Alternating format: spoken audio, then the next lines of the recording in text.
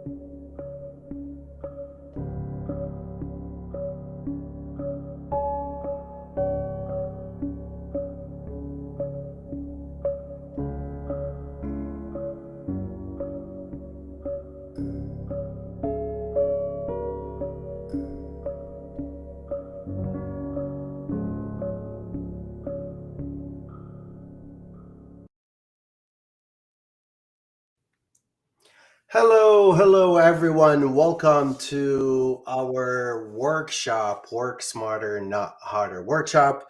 I'm so excited today for a really great workshop session with Brian Kato and Garrett. I'm so excited to have them here today.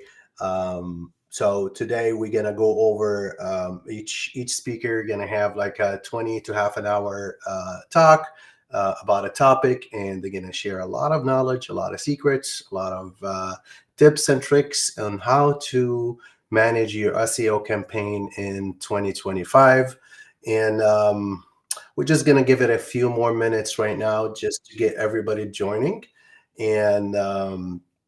and then this way we'll start in a few minutes. So please, guys, let me know if you guys could hear me on and whatever you guys watching. Please let me know if you could hear me good. You see us, you see the screen, everything is good.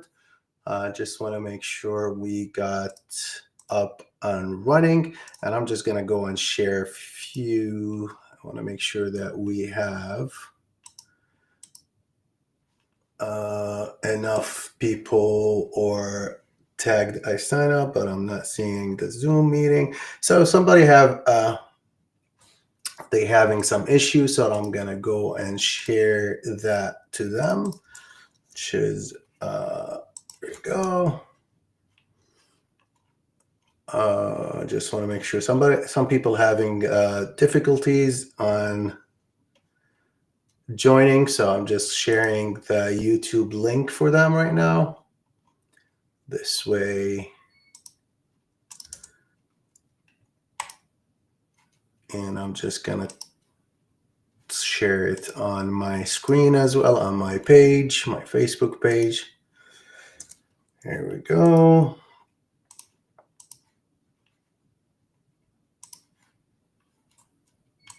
Alrighty.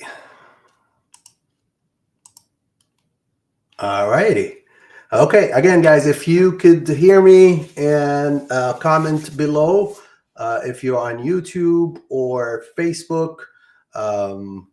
We are streaming live right now on YouTube and Facebook. So if you just join us right now, we are looking forward for a great workshop today. So today we're going to have Garrett and Brian.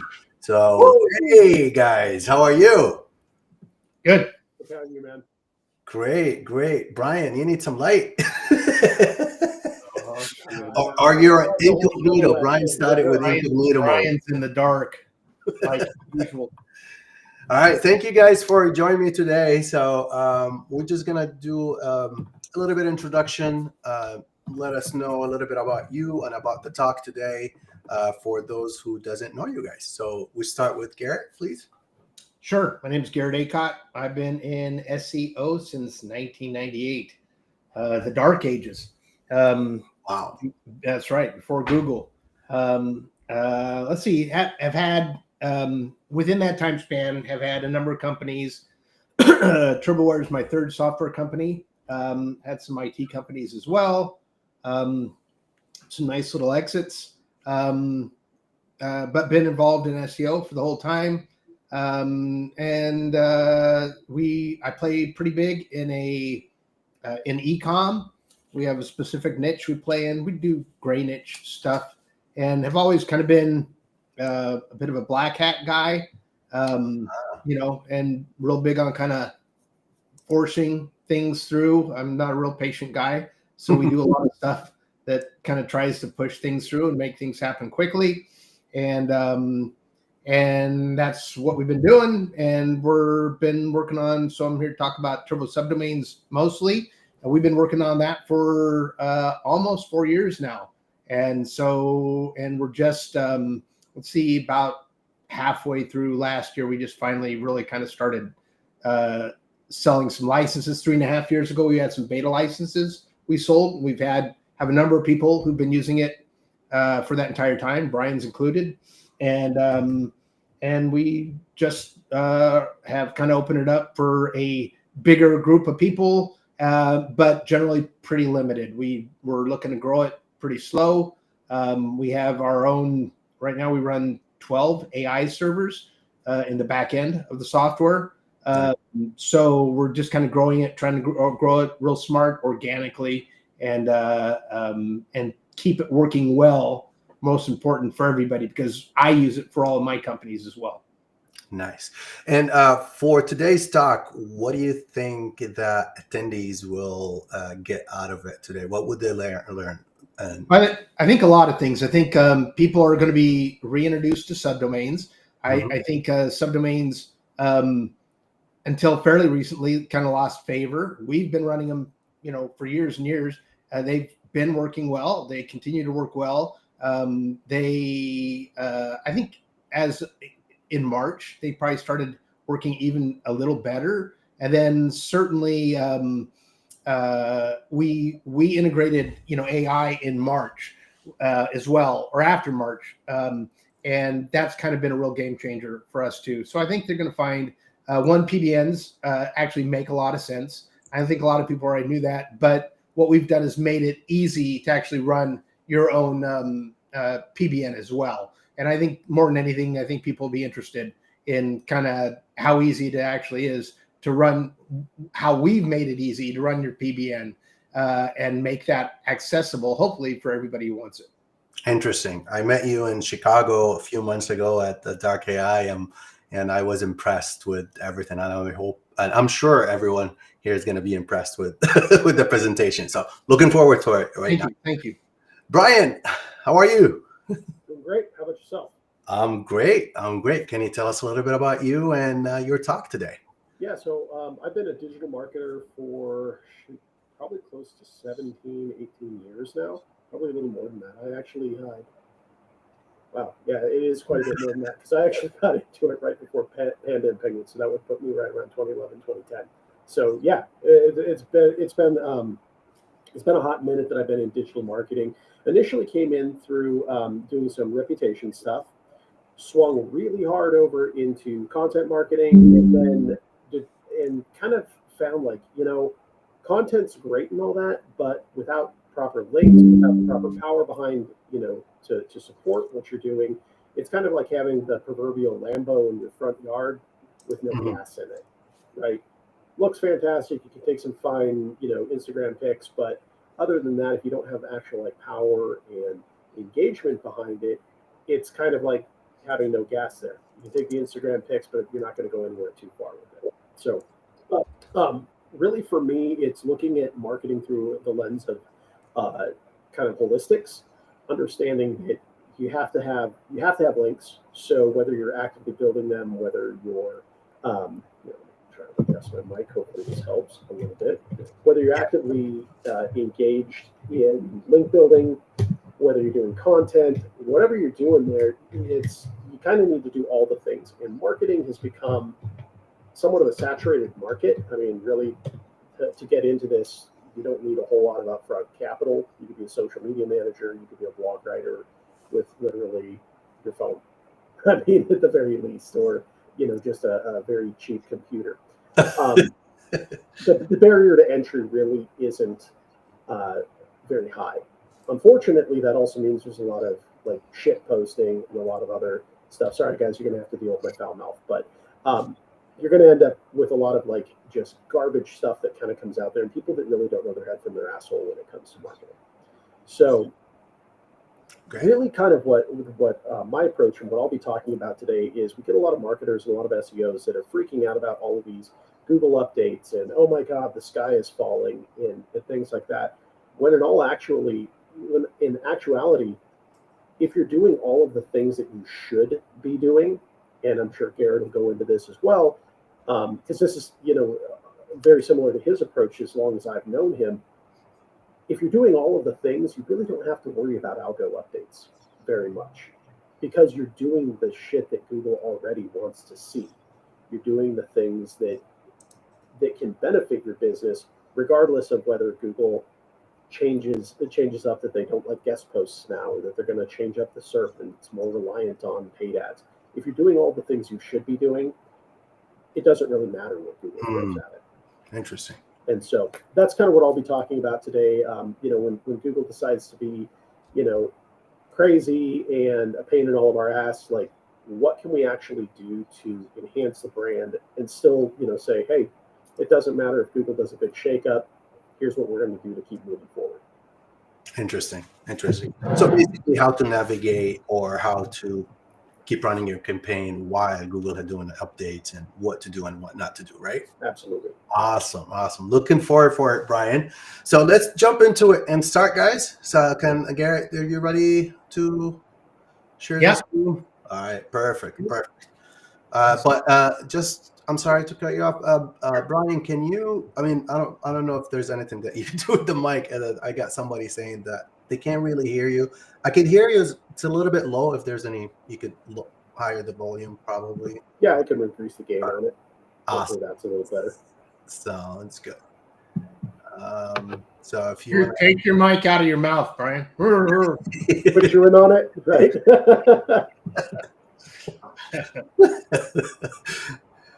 All right, so here we go. All right, let's see. Can you see the screen? Can you share? Can you click on it one more time? I did. Let me see. You did, yeah, but okay. Try. Okay, one more time. Here we go. Bam.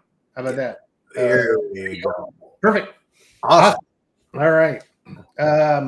Let's see. So we'll just jump into it. This is Turbo Subdomains is real simple. So it is a Turbo Subdomains is based off of WordPress. The reason we built Turbo Subdomains was because we were looking at I was looking at PBNs. I've been in obviously SEO forever, and so I was interested in doing PBNs again. I had done them years and years ago, and it was such a pain in the ass. And so what I was doing, I was looking for an easy way to manage PBNs, and I just couldn't really find anything that made a lot of sense for me. And I thought that would work for our team. And so what I did was decide to build something since I own a software company. And so we went to building it, and we based it off of WordPress because WordPress was, the platform was already there. And I wanted it in one system where we could manage it easily. We did look at, people ask, why don't you just use MU, WordPress multi-user, because it's a pain in the ass. And I'm going to apologize ahead of time for my mouth too. It's probably 10 times as bad as Brian's is.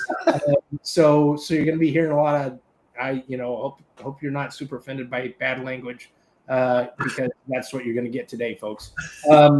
So MU sucks. It is a resource hog, and it is not still super easy to manage. And so we wanted to build something that was a lot easier to manage. What we did was we hijacked the WordPress category system and turned that into subdomains. And then basically made it so it can all be managed right here, all under a plugin. I mean, literally. So our licenses go all the way up to 1,000 subdomains, just FYI. So we're up to 1,000 subdomains here. and then we have 100 subdomains, 500 subdomains, and 250 subdomains, depending on where you want to be with your license or whatever. Subdomains work super good.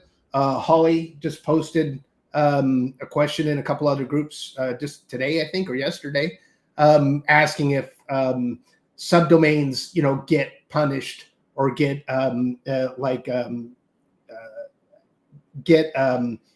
smashed by Google, a penalty if the primary domain gets a penalty as well. And the answer is no. Subdomains are individual and basically look like domains themselves.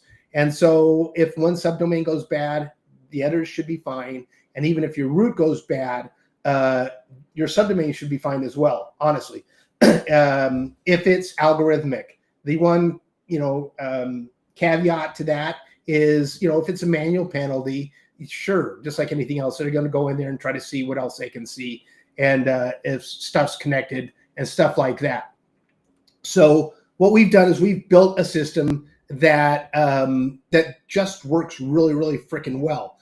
We've been using it for about 4 years ourselves. For the last 3 years now, my e-com company, that is a mid 7-figure a month company, for 3 years now. I was just looking this morning at how long this has been going on.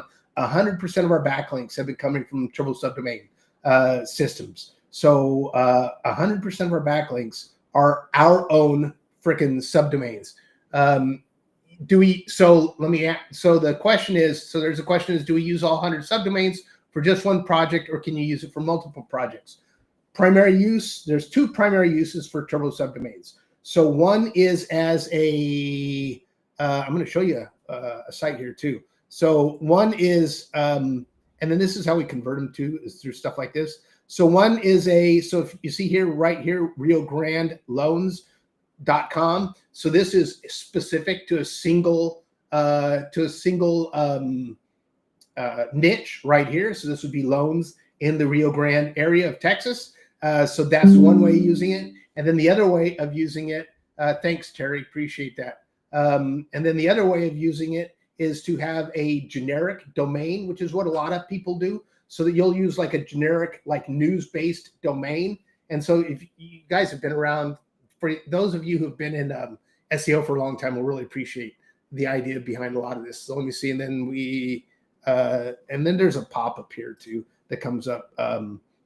Let's see on this one. And then so we do stuff like this too. And that's how we monetize these a lot of times. And you can have different monetizations on each subdomain. But what we'll do is we'll have sorry about that, I jump around sometimes. We'll have like a news-based domain, and then you can have 100 or 1,000 subdomains about different things. And generally we say build between 25 and 100 subdomains for a specific niche that you're going after. And what happens is if you have a generic domain, mynews.com, what happens is if you get a specific niche, like at Denver slate roofing.mynews.com, Google will start looking at that subdomain as an EMD, exact match domain. And so that becomes our primary keyword. That Google slate roofing is our primary keyword for that subdomain. And then right here, you can see all these: Brownsville, Texas commercial loan, Brownsville, Texas commercial loan wholesale, Brownsville, Texas. These are all subdomains right here. And then you just click on them, and here, so we are AI. So the system comes with AI built into it. It doesn't cost you anything extra. It's all a part of the cost. It's the license, then it's $197 a month after that. And that pays for our continual updates. We update the software probably on average 3 times a week still. We have a full team of developers working on it. I've got 3 full-time guys working on this software, and then 2 guys who jump in and do testing and Q&A and other stuff like that as well. And then the AI creates this content here on the home page, and this is just formatting based on this specific theme. And then what happens is you get and then we drop articles. And then these articles turn basically into a blog roll of that subdomain. And then one of the cool things that we do, a number of cool things. So this here is, if you look in, if we look right here, so when I highlight here, you see down in the lower left, that's the subdomain name. But if you look right here, this is the author's page right here. And it's actually branded the exact same, with the exact same term. Now, all this is based on that primary keyword. And then if we click on this right here, we actually do a, and you can add schema on these things, Terry. And if you click on the author's name, it 301 redirects to the home page. We're doing all sorts of little tricks here, folks, that I've learned over the years that work really, really well. And then what we did was, and we were doing this before, but in March, we integrated the AI, which was a game changer for us. So before March, the system was a PBN, and that was it. Pretty much it was just a PBN, and it worked very, very well as a PBN. But we weren't ranking anything based off of that. And then what happened in March, when we put in the AI, we weren't spinning content. It's all brand new content, and and we really went to town SEO wise on the articles. This is one of the articles right here, man. And you can go through here and read this. And then these are jump links too. And Google really likes what we're doing on these pages. And so we really went down to town on the SEO side of this, and we built in a lot of those EAT signals and brand signals and basically everything that Google's wanting now from a contextual standpoint. So we went from a platform that was basically just a PBN and working really well like that, but the content wasn't so great. And what we did, we turned it into something that Google actually likes the content of. And so what happened was we went from just a PBN to sites that are ranking for, just all sorts of shit. And I post, for those of you guys who don't know me, we have a Facebook group, SEO Tools. Let me see, SEO Tools Uncensored. Maybe we can post it in something later or something. SEO Tools Uncensored and Facebook, that I basically do nothing but case studies. Nonstop case studies on. And you guys will really be amazed at some of the stuff we're posting. It's just like crazy. And some of the rank we're getting. Now, again, the system's primarily a PBN, and it works really, really well based off of that. Also, in March, after March, became a lot better at that as well, because all of our articles were like hyper contextual and or hyper location based. And so Google continues to move more and more in that direction. And so what we found is that the power of the links in our software, the backlinks, have gotten a lot stronger too. We're getting a lot more credit for our backlinks than, again, I've been doing backlinks. Brian knows I'm the backlink king from way back. And we don't use right now, everything we use is from TSD. We don't do, every once in a while we'll run a GSA blast to a TSD subdomain homepage if we feel like we need to power it up or something.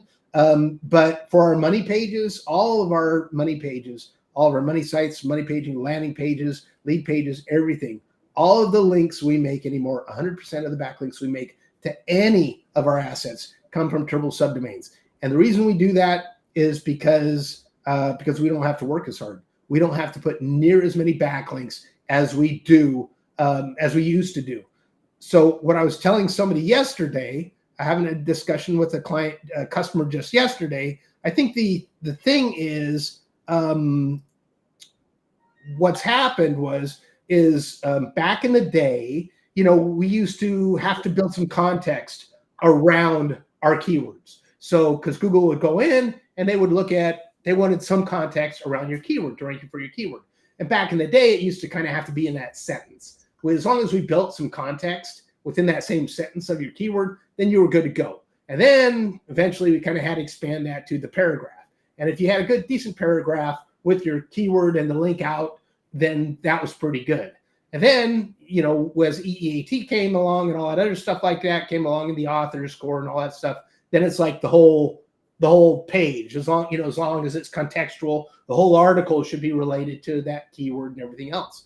And then now what we're finding is they're actually looking at before your site as well.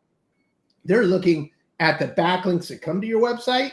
And so if your backlinks, and think about it, if it makes sense, if the backlinks come from pages that are contextual to the page you're linking to, then they give that a lot more authority too. And that's what TSD is all about. So we're giving you fully contextual control of a true PBN on your site. You have full, because it's your site. And so you have full control of that. And how we dial that in is through AI. And we've gotten really good at that.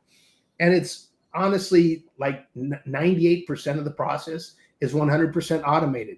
You upload a CSV file and you're done. And that's all you can.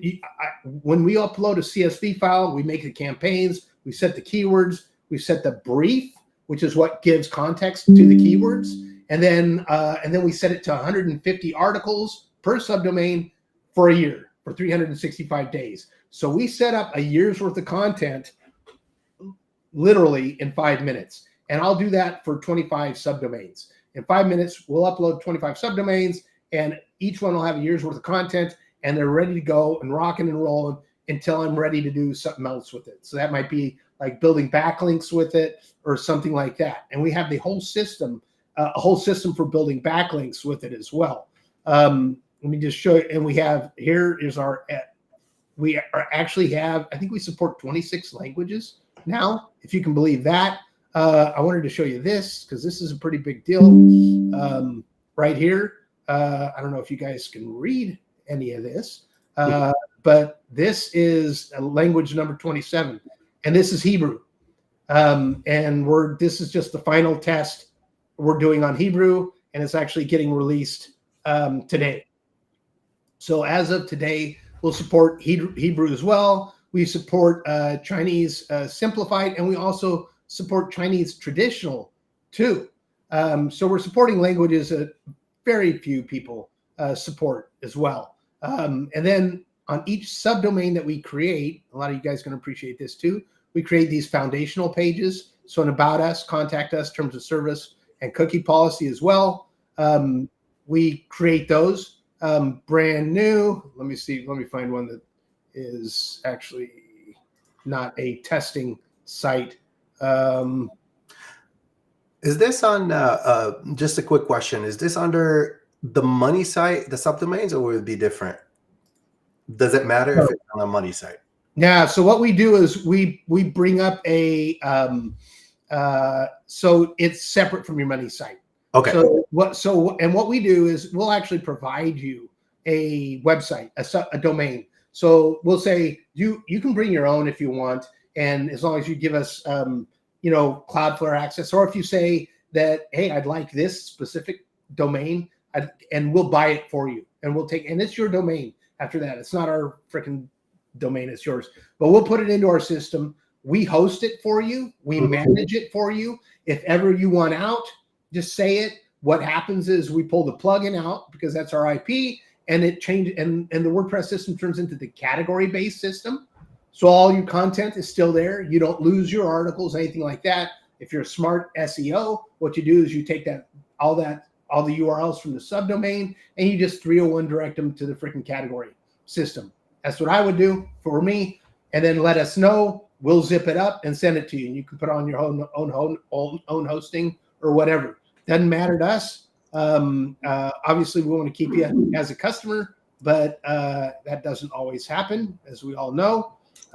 We do have a full, what we call article manipulation system in here. And this is basically a niche edit system that keeps track of everything that you do and the articles that you made your edits in right here. How many times are links? So this one, in this case, what we did, we changed just the term of tire to Joe's Tires Denver. So that's for you guys who have like local clients. And let's say you're saying, hey, I just want to do a bunch of freaking articles about automotive, And then as I pick up the Rio Grande loans site is a testing site, and then we built, what we did was we used that to test, and then we have a number.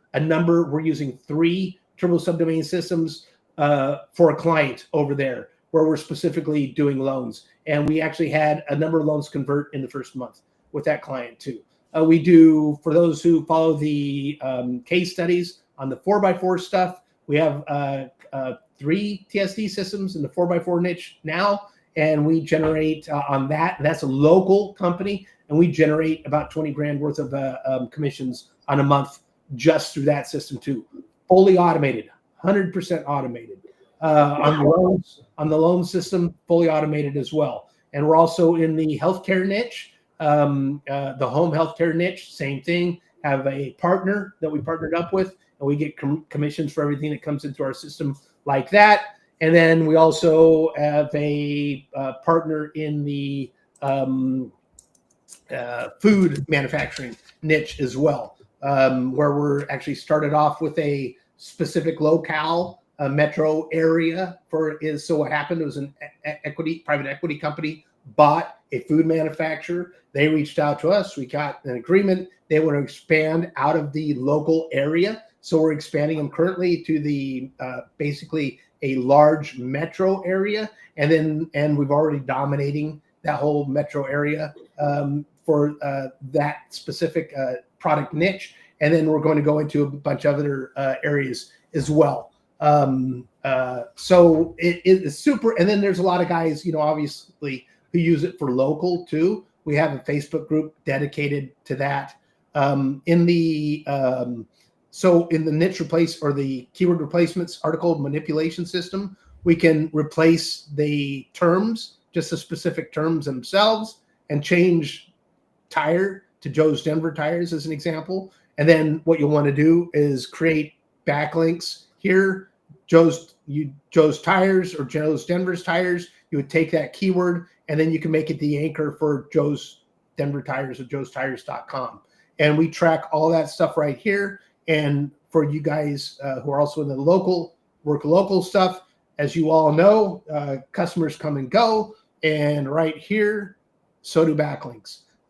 So you can remove those if that customer doesn't want to be your customer anymore. They don't have to continue to reap the benefits of the work that you've done. And if you pick up Frank's tires instead of Joe's tires, all you have to do is go in there and edit it and change it to Frank's website and then save it again. And now Frank's got the backlink instead of Joe. We also have where you can link out to authority as well. We all know Google likes to see you linking out to authority. So you can do so here. We have a URL redirect system that is a meta refresh. So we do this for articles that have been determined to have commercial intent. So a lot of times, instead of putting a lander or something like that on that freaking page, which you can do too on that on the subdomain homepage, a lot of times what we'll do is just redirect it straight to the buy page. We do that. I have an affiliate company as well. We do that a lot for the affiliate company. We'll rank an article in Turbo Subdomains, and then when people land on it, it's a 1-second redirect and takes them straight to basically the buy page or the sales page for that product. Again, commercial intent. And then we have also right here embeds and iframes, where you can do this on the article basis. You just search for a specific term. Well, here's the keyword terms right here. And then you search the categories here, and you would find the categories and just find, let me see. Oops, let's try. Oh.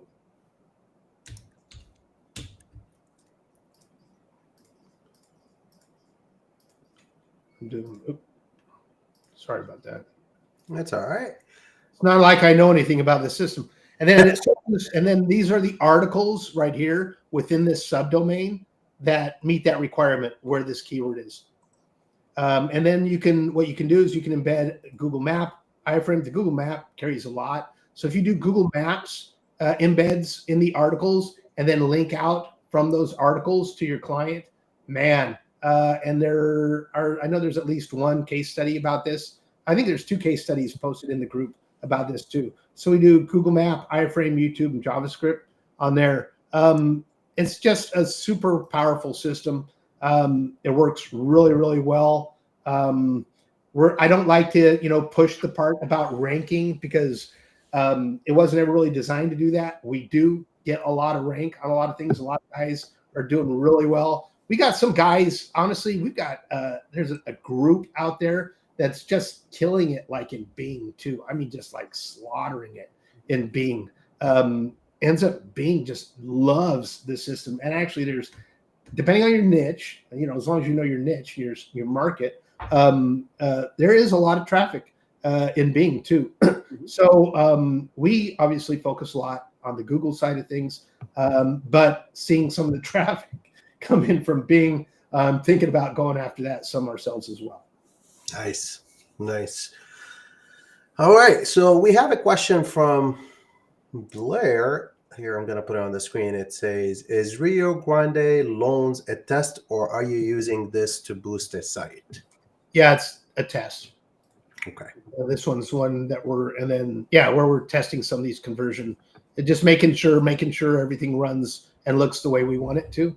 And it doesn't quite look exactly like we wanted to on some of our stuff. So that's why we never really did it. We do have people also on our summit.com. They're not on Facebook or YouTube. That's why they wrote some questions, but we can't see them on our streaming software. So Clint said barrier needs to be way higher for sure. I think, yeah. And then Pam and Dan Hill, they just welcome you guys, Layor and everybody. I don't see the comments. I think if you guys have any other questions, please, go ahead and let's write them down on Facebook, on the comment below, on YouTube, and that's can we talk a little bit about how much does this cost, the turbo? Yeah. Yep. It's not inexpensive. The barrier does need to be higher. He's right.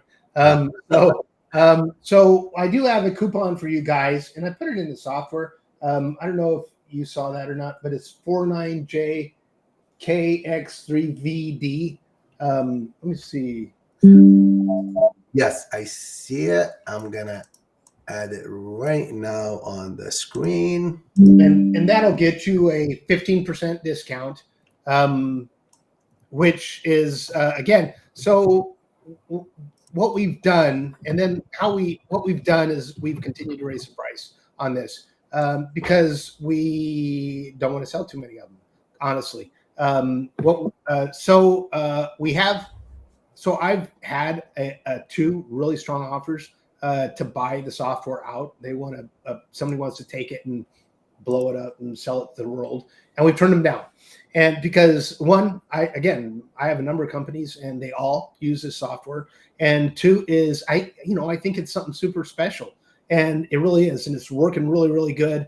And I'm not aware, and I've been in SEO for a long time, I'm not aware of anything that's working as good as this software is right now, honestly. And it's really super easy, very simple to use, and as long as you just frickin' do it, it works. So 1,000 subdomains is $32.47. 100 subdomains is $500, $497. 250 subdomains, $947, and 500 subdomains, $1847. Get in wherever you feel comfortable. You're going to get your 15% off of whatever you buy, and then you can always upgrade.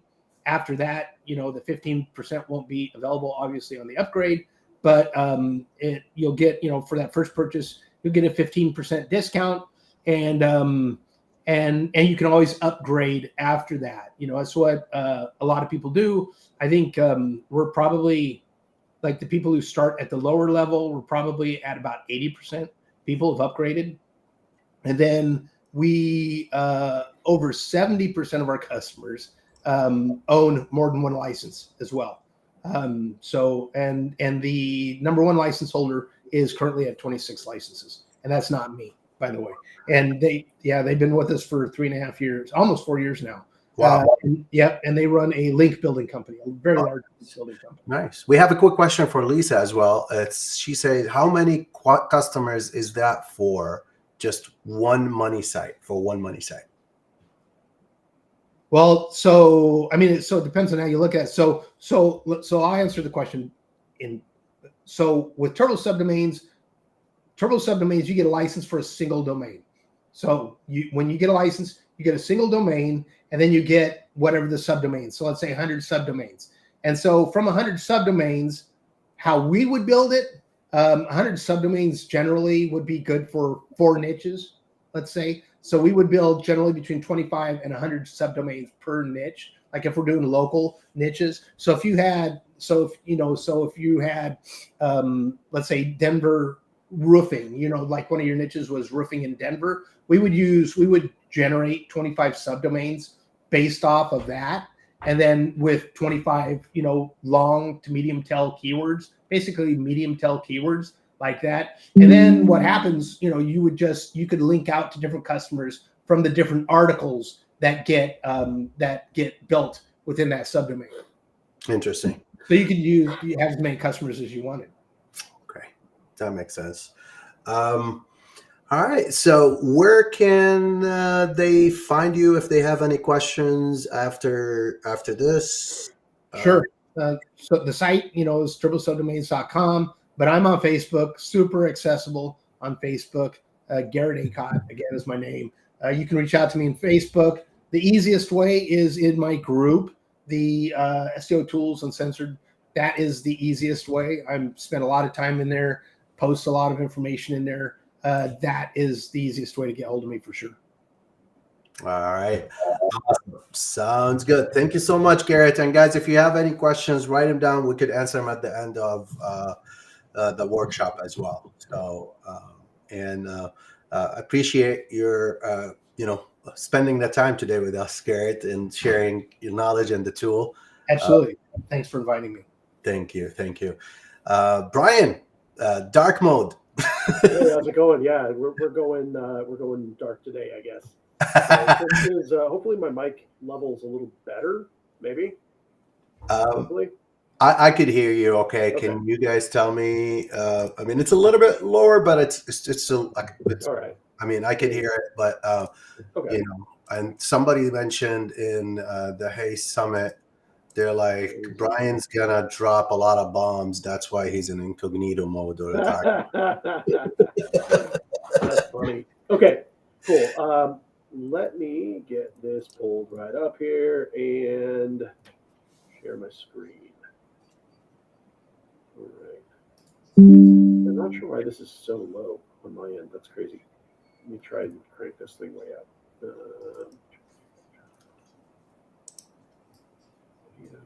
Okay.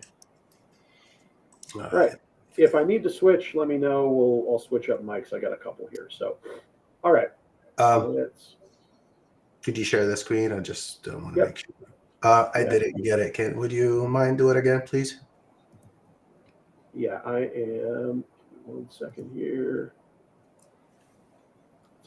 Screens here. That's what you get when we go live, right? That's live session. That's absolutely right. Here we go. Awesome. All right. So again, sorry, just like Garrett, you're going to have to deal with my foul mouth. So we're going to talk a little bit about guerrilla marketing and what to do when Google's being the complete fucktard about stuff. All right. So a little bit about myself. I'm a digital marketing professional. Like I said, I've been in digital marketing since right around Panda and Penguin. So that puts me right around 2008, 2009, 2010, right around there. I do a lot of public speaking. Rabih, you and I will be speaking at an event coming up at the end of the month, Agency FastTrack. That'll be really fun. And if people want to learn more about that, you and I can set up another webinar. Spring training, rock stars. There's a lot of the bigger events that I've had the honor and definitely privilege of getting to speak at. I'm an ENTJ, meaning that I like shit done. I like it done fast, and I don't like excuses. So there's that. And then like a lot of people, I'm a coffee addict. So some lessons that I've learned, and what I kind of want to share with you guys today is some things outside of traditional marketing that have really helped me over the years kind of think outside the box and think in a different way about how to approach marketing, right? So a little bit about myself. I was actually in another life a frontman for a couple of rock bands. All right, so this is us playing Gothic Theater in Denver, sold out show, and having been a vocalist for a number of these bands, it taught me a lot of different, really innovative and interesting things. We were one of the first local bands in the Denver area to accept credit cards, for example, for our merch. And what we ended up doing with that is we ended up going from an average ticket sale of selling a CD here. Yes, we used to sell CDs. We used to go from selling like one CD or having like a $5 to $10 ticket price to our average ticket sale. When we introduced credit card processing, we went from $5 to $10 to an average ticket price of over $60 per sale. And yeah, there's a give and take to it. You're going to have credit card processing fees, but the other thing is that you're also getting a larger slice of that pie. Why settle for $10 when you can get 60 and you're only going to pay 3% on that? I'll take that deal all day, right? This is also when we had kind of come in through come up through the local scene. This was the MySpace era, and one of the things that we found was that, number one, clicking a button beats the hell out of handing out handbills at 2:00 in the morning, freezing your ass off.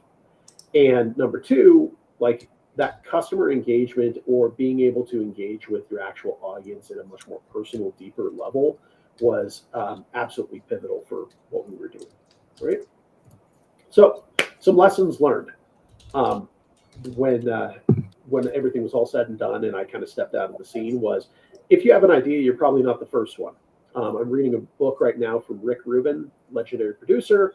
And one of the things that he talks about in that book is that an idea has its time, right? And if you're not going to be the one to bring that idea to fruition, if you're not going to bring it to life and to share that with your community or with the world, someone else is going to do that, right?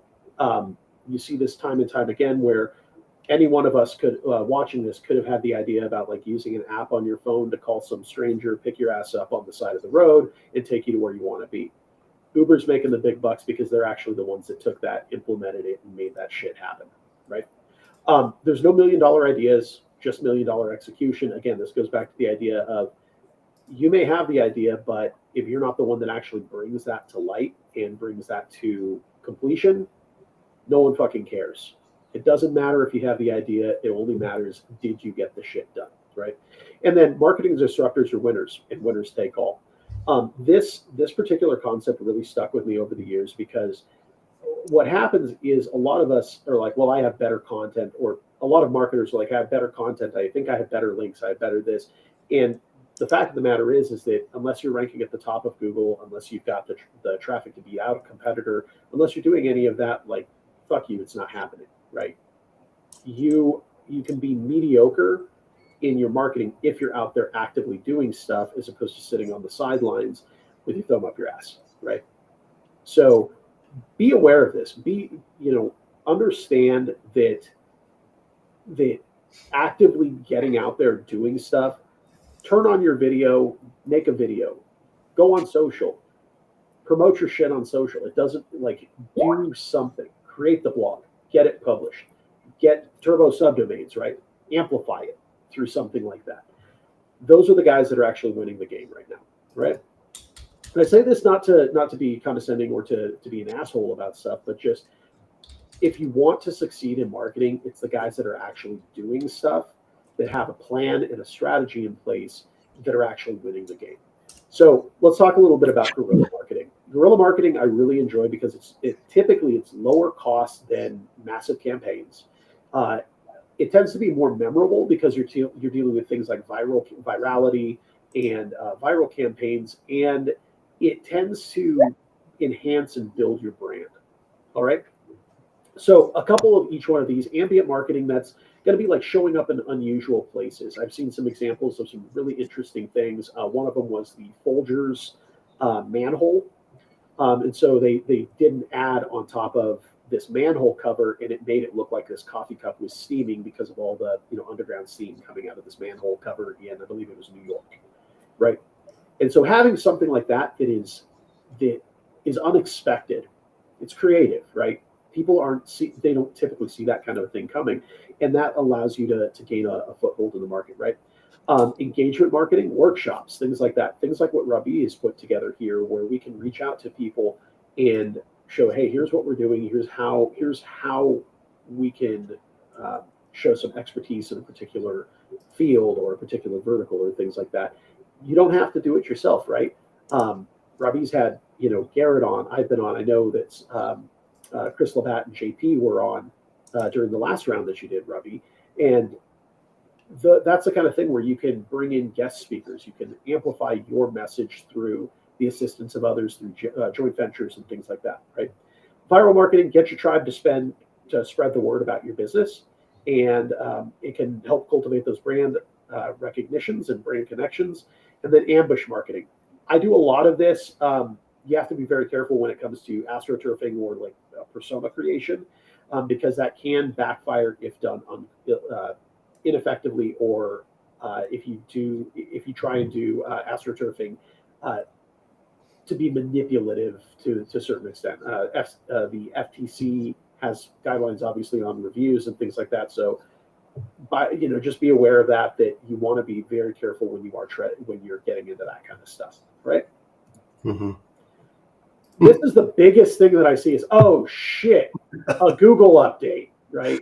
People tend to freak out about all of this. And what I have to say about this is, guys, quit being so fucking reactive. Sit down, chill out. Sometimes the best thing you can do during a Google update is nothing, right? I'm in a number of these, in a number of Facebook groups, and it just astounds me to see Google's, takes away maps in the UK. They did that 2 weeks ago, right? I think it was last week when they did that. There was a big shakeup in Google Maps, and local's been kind of seeing some flux since about November. It's common. Google, towards the end of every year for the last several years, I've seen a big shakeup in local, and it tends to kind of shake itself out about mid-January. I know Ted Kubitis has talked a lot about the November update that Google almost always right before Black Friday, surprise, surprise, shakes shit up, releases an algorithm update, and then if you're not running ads, you kind of get steamrolled. These are the kind of things that they're not uncommon. They happen. Google's updates are happening at a more frequent and frantic rate. But a lot of guys, they'll see this and like, hey, Google updated something, and they go into like literally every chat room. I see it on Skype. I see it in the various Discord groups I'm in, on Facebook, on like pretty much every platform. And people go in there and they freak out. They post the same question. What do we do about this? What do we do about this? And it's got like, guys, just sit down and chill the fuck out. You haven't even, like, it may just be a bug that they're fixing, and you've given them 2 hours to fix it. Like, I get it that we all think Google's this infallible, God in the sky kind of a thing. But like, guys, just sit down, chill out, let it fall out, let it get figured out. And number one, don't take the sky is falling mentality. And number two, like, just understand that not everyone is going to have the answer. When helpful content came out, I was surprised to see how many people, within the first 2 hours had the answers and had everything all figured out, right? It's ridiculous. You're not going to have that shit figured out in 2 hours. Let things settle down, let it shake out, figure out what's going on, and then we can assess things over the course of a week or two, right? Doesn't need to be right here, right now. They don't accept, they usually don't read the data, and they're just... It's the headlines too. That's the other problem. And I would attribute a lot of that to the way that we consume information, especially on social, is that people will see the headline and they're like, oh my God, Google said, and it's like, no, they actually didn't say that. If you go in and read what they do, I know Clint had made a comment earlier on the call, but like Clint, I think does also a really good job where he sits back and he takes a look at it and he's like, yeah, no, Google didn't say that. Like, let's just sit down, chill the fuck out. Let's see what shakes out and what happens before we all start jumping to conclusions about what this next big update is going to entail. Like, you need the data. right? Data or it didn't happen. The other thing that I see a lot of people in a lot of groups kind of freak out about, and I've talked about this over the last couple of years at some speaking events, but crawl versus index. Even though Google, we all want the primary pages to be indexed, you can still get power out of crawling. And we've seen this through referral traffic, branded referral traffic, things like that Google may or may not actually have indexed. They're doing a lot more indexing things like TikTok and Instagram and a lot of social stuff. But you can still get a lot of power and traffic from non-indexed pages. So don't overlook that. Don't sleep on that, right? Another insight that I've taken over the last several months to year is the whole idea of HCU and branded versus non-branded traffic. Now, one of the things that I've seen with a lot of HCU, and this is just my observation, I'm not saying this is how it is, but one observation that I've had is that if you don't have a strong brand, and this goes back to kind of what Garrett was saying about, you can have those subdomains and make the keyword a brand, but it has to have some kind of brand underpinning behind it. If you don't have a brand, you're going to get rolled by HCU. And typically, this is why I think, in my opinion, why a lot of affiliate sites kind of got screwed in HCU is because they lack this brand signal behind it, right? Tom's Hardware, that's a brand, even though it's computer repairs, computer tips, things like that. And they do there's a fair amount of affiliate on it. There's a brand. It's a recognized entity behind that, and they're not just like trying to shill their wares, right? So this is one thing that I would recommend anyone look at, that if you're having issues with getting seen online, work on that brand. And fuck having to have stuff indexed or having to have all that, focus on your brand. Get those social signals out there. Do all of the things that a normal business would do. If you have a website, you're actually kind of in the median, because most businesses, especially small businesses, when they start out, they're going to run on a Facebook page. They're going to run on an Instagram page selling shit on social, right? They don't have a website. That comes when they're like, hey, we should actually take ourselves seriously. We should actually maybe have a place where people can actually come visit us other than Facebook.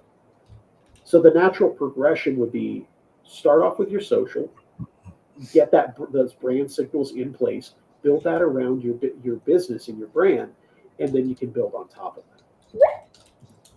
Right? So one of the things that whenever I speak, I like to make sure that you have actionable tactics and things that you can go away with today, start building out, and start seeing some results with, right? So one of the first things that to kind of keep in mind is, again, be omnipresent, be everywhere as much as you possibly can. Get creative. If it looks like shit, you're going to get shit results. Keep it stupid simple. And AI is awesome, but don't forget your traditional marketing tactics and techniques, right? I see a lot of guys that they'll sit here and prompt with AI. When it's just as easy to prompt it once, pull it into Photoshop or into Canva, make a couple tweaks and edits, and you're off to the races, right? Don't overcomplicate things. Keep things stupid simple, right?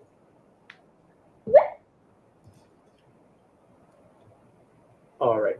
So let's get into some tactics here. This is one example of astroturfing that I absolutely love.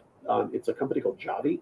They do coffee concentrates, and not my client. It's just something I've been watching and observing quite a bit over the last several months here. So what I like with Javi is that number one, they have a really strong brand. They're a fantastic brand behind their product. It's, like I said, coffee concentrates. But what you'll notice that they're doing here is they actually are doing astroturfing. It's kind of a persona thing, but what they're doing is they're building different Facebook pages for each one of their, we'll call them market verticals or particular audience needs, right?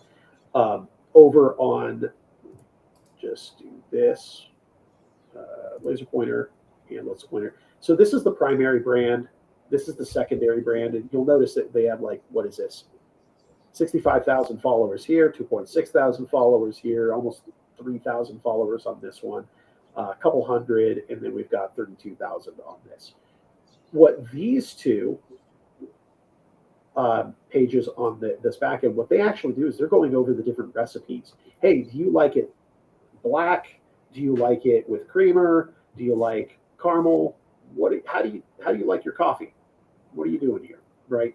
Consequently, all of this then gets kicked back to buy our shit over here at Javi Coffee or at Javi Magic, right? And you'll notice that they're making no secret that this is owned by Javi, this is owned by Javi, this is owned by Javi. You will notice that they've changed their name because people couldn't figure out that, like, it's kind of like Java, but people couldn't figure out that it's how to pronounce the name. So at any rate, that's it's just an interesting case study. If you guys get a chance to take a look at what they're doing here on Facebook, and this is just a handful of their pages. I've seen probably another 4 to 6 pages that have their product, and it's just promoting in a variety of different ways, right? And it's not all the same thing. It's persistent ads, right? One of the next things, and this is from if you've caught any of my other presentations over the last 6 months or so,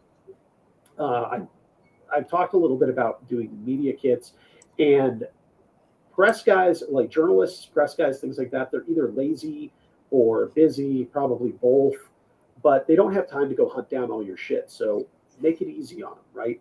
Vimeo has this really interesting thing with their logo, their icon, all of their brand kit can be found here at vimeo.com/press/media kit. I would highly encourage any one of us that's doing marketing, make this a part of your standard practice, please. This will enhance your brand. You can run schema on it. You can build links to it. Interestingly enough, all of this shit for Vimeo is housed on Google Drive. So think about it like a Drive stack, and what they're doing is they're just hosting all of this stuff on Google, so that when someone approaches you for to be on a show like what Rabih's put together here, I can actually go in, send someone a link, and this is what you get on mine, right? My logo, here's my long bio, short bio, here's a headshot, here's links and mentions in case you want to talk about like what I've done over the past years, and you can do this with a brand. I would recommend setting something like this up, because not only can you make it easier on the journalist or a publication company, it makes you look more professional, and it serves as an entity hub that you can then build links to. Interesting. Don't get caught up in the dogma of it has to always be something. I see this a lot with people as well, where they'll get caught up into how many links, right? How many links should we point at this particular thing? And the answer is really as many as it takes to get the results that you're trying to achieve. This is an example of one of the content promotions strategies that I would use. I've seen some really interesting things going on with things like Issue, which is a online flip book, digital publications, PDFs. PDFs rank like crazy. They work really, really well, and you can throw links in them. So as a very actionable strategy, what I would recommend for a lot of people, go into Microsoft Word or into Google Docs, make something, make the document look sexy. You're going to have to put some effort into this. AI is assisted or can assist in making this super simple. I'm also a big fan of a tool called Designer with 2 R's. It's designer.io. And that particular one, you can take a blog, throw it into this. It works kind of like another software called Typeset that's getting a lot of traction right now. But basically what it does is you throw in the content, it styles it, makes a nice looking ebook, flip book. You can do podcasts and audio through it. And now you're hitting on multiple mediums that then you can be omnipresent in. And basically, so what we're doing here is we're going to go in, we're going to create our article. We're going to turn that article into a PDF. So we use Google Docs in a lot of cases for stuff like this, or I'll go into Designer or something like that just to create the PDF. Once we have that PDF, I can upload that into my website or into an RSS feed, and then we syndicate that out to pretty much every fucking place we can, right? This is traditional syndication marketing. Nothing special about that, but it just gives you a couple ideas. Like, look at that PDF, make call to actions. In that PDF, you should probably also be linking out to things like your Book Now button, or here's some YouTube videos that you've created, right? The idea is that all of this stuff that we do for content promotion and to enhance a brand is 100% the byproduct of any of the content that I'm already doing, right? People make link building way too difficult. If you're already creating a blog, take that blog, juice it, create YouTube videos, create shorts, create reels, create all of this stuff out of that same blog. You don't have to reinvent the wheel.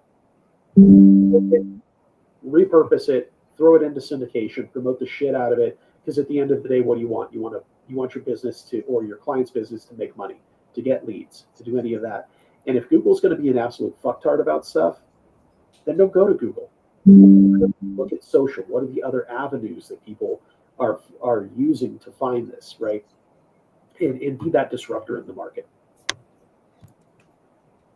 Again, don't get so hung up on the fact that it has to be this to this to this to this. I would recommend understand concepts of why things work.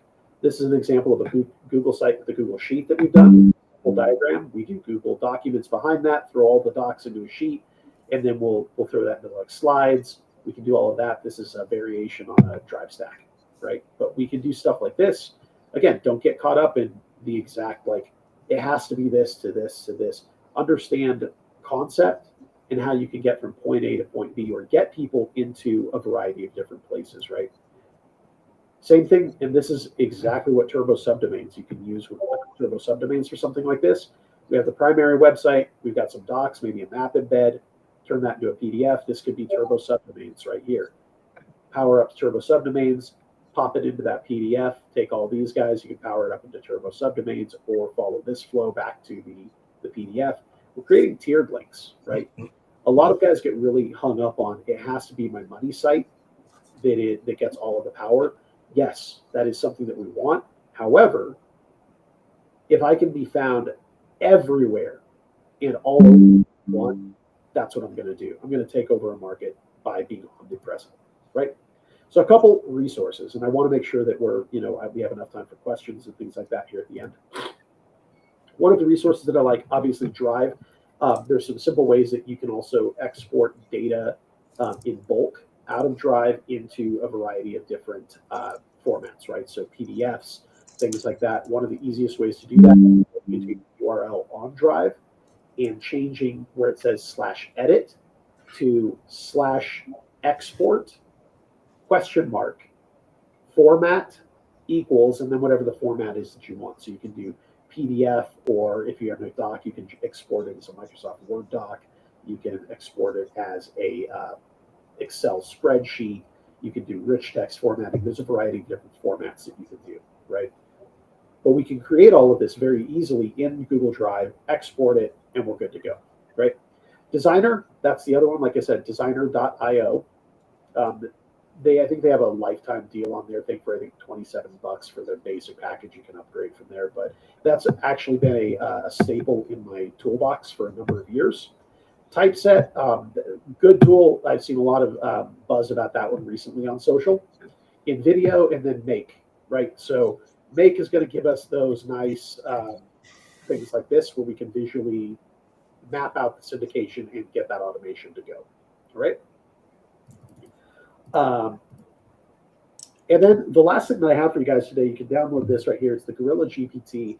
It's just a custom GPT I put together. And basically what it allows you to do is you have to enter in your brand name, what your brand does. So tell me who you are, what you do, give me the objective. Are we trying to do a viral video? Are we trying to do like flash mob? Are we trying to do, ambient marketing? Are we trying to do ambush marketing? Give it a budget, and it's going to give you some ideas to roll forward with when you're trying to come up with some of these tactics. So some of them are going to be offline. It may involve print advertising, right? It may involve billboards and kiosks, setting up a pop-up, stand or anything like that. And those are just some different ways that you can go about doing this. My last ask, as of today, though, would also be I did mention the thing about reviews. Obviously, right? We know reviews move the needle, and this is the benefit also of hosting webinars and doing these kind of mini workshops and courses, right? One of the things that I would ask for everyone here on the webinar is if you did get value, if you like the custom GPT, if you got any value out of what we presented today, please leave Rabih, Garrett, or myself a review. My business, if you just Google Fusion Vine, you'll see my business. I would appreciate it. Leave me a review on that, right? And this is an ask that you could do because we have had an interaction with each other throughout this particular presentation. If you found value in it, if you like the GPT, consider leaving me a review. And that's what I have for you guys.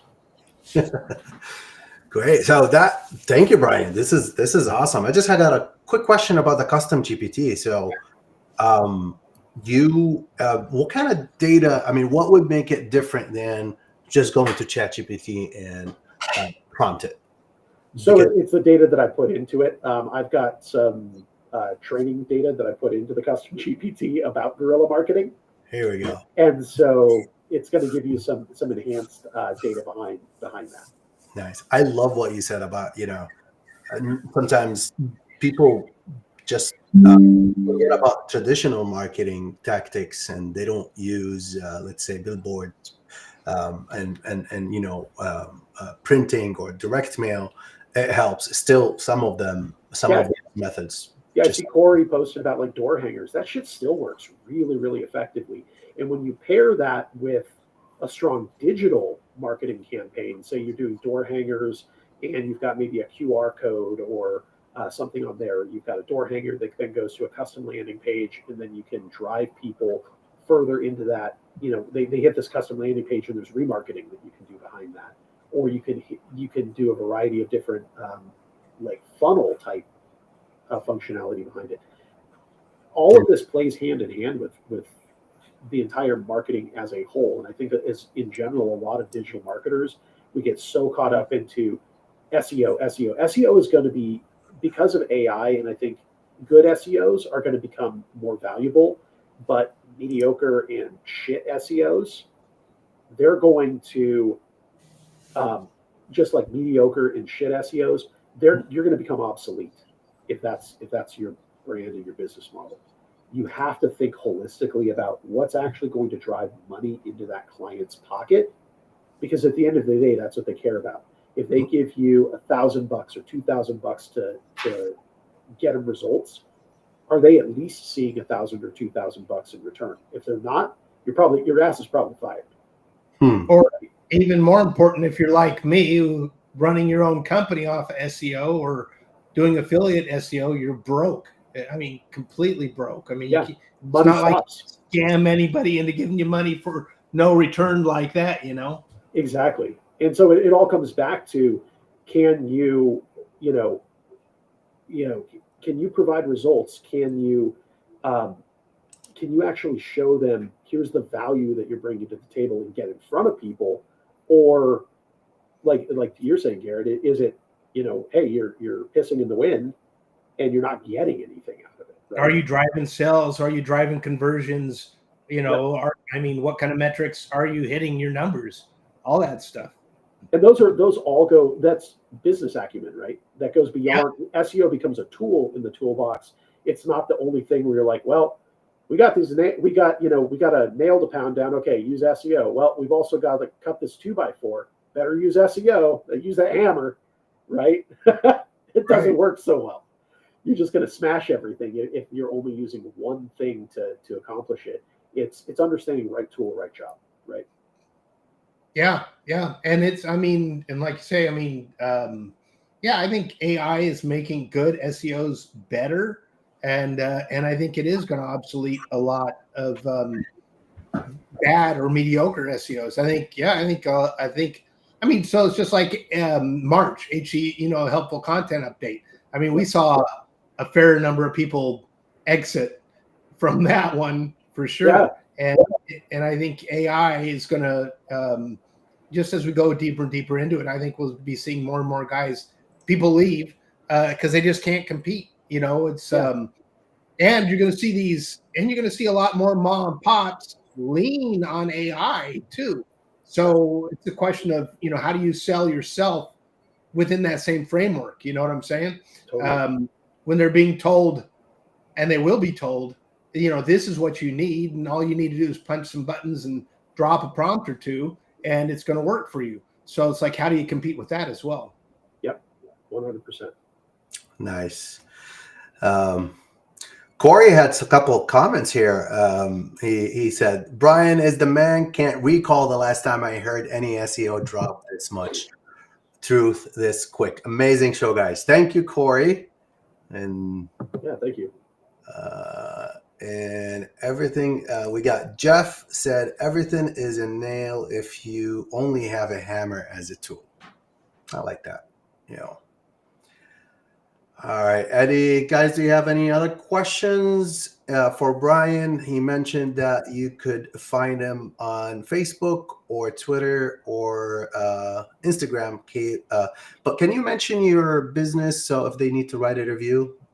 Yeah, it's Fusion Vine, FUSIONVINE. Yeah.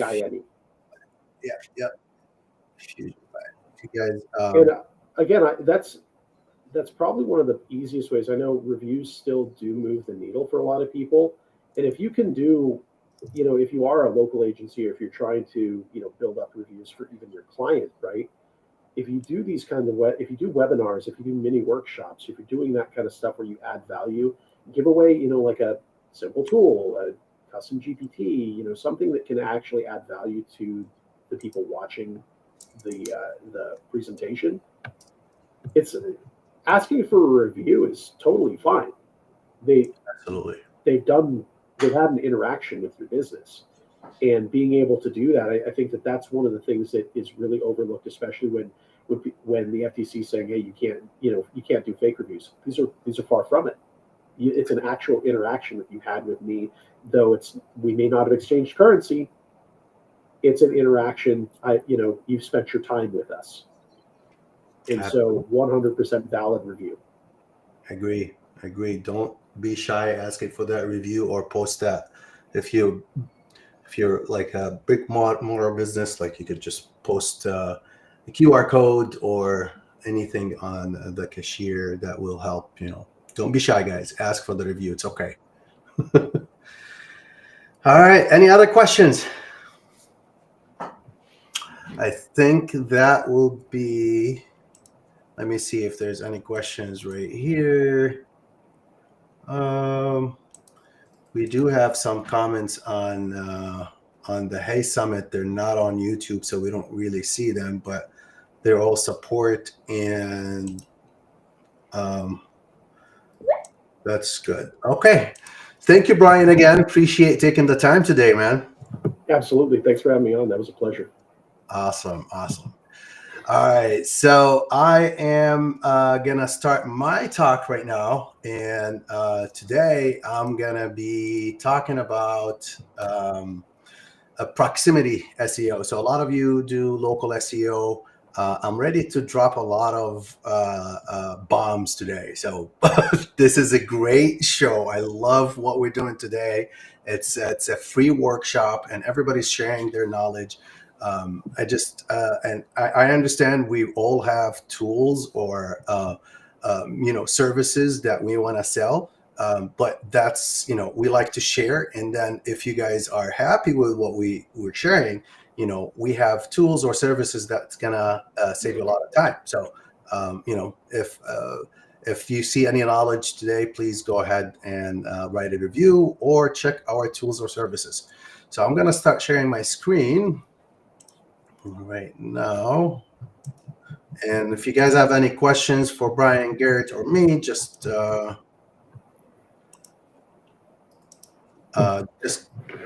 write them down in whatever software or whatever website that you're watching from. So you guys see my screen? All good? Awesome. It looks like we're good.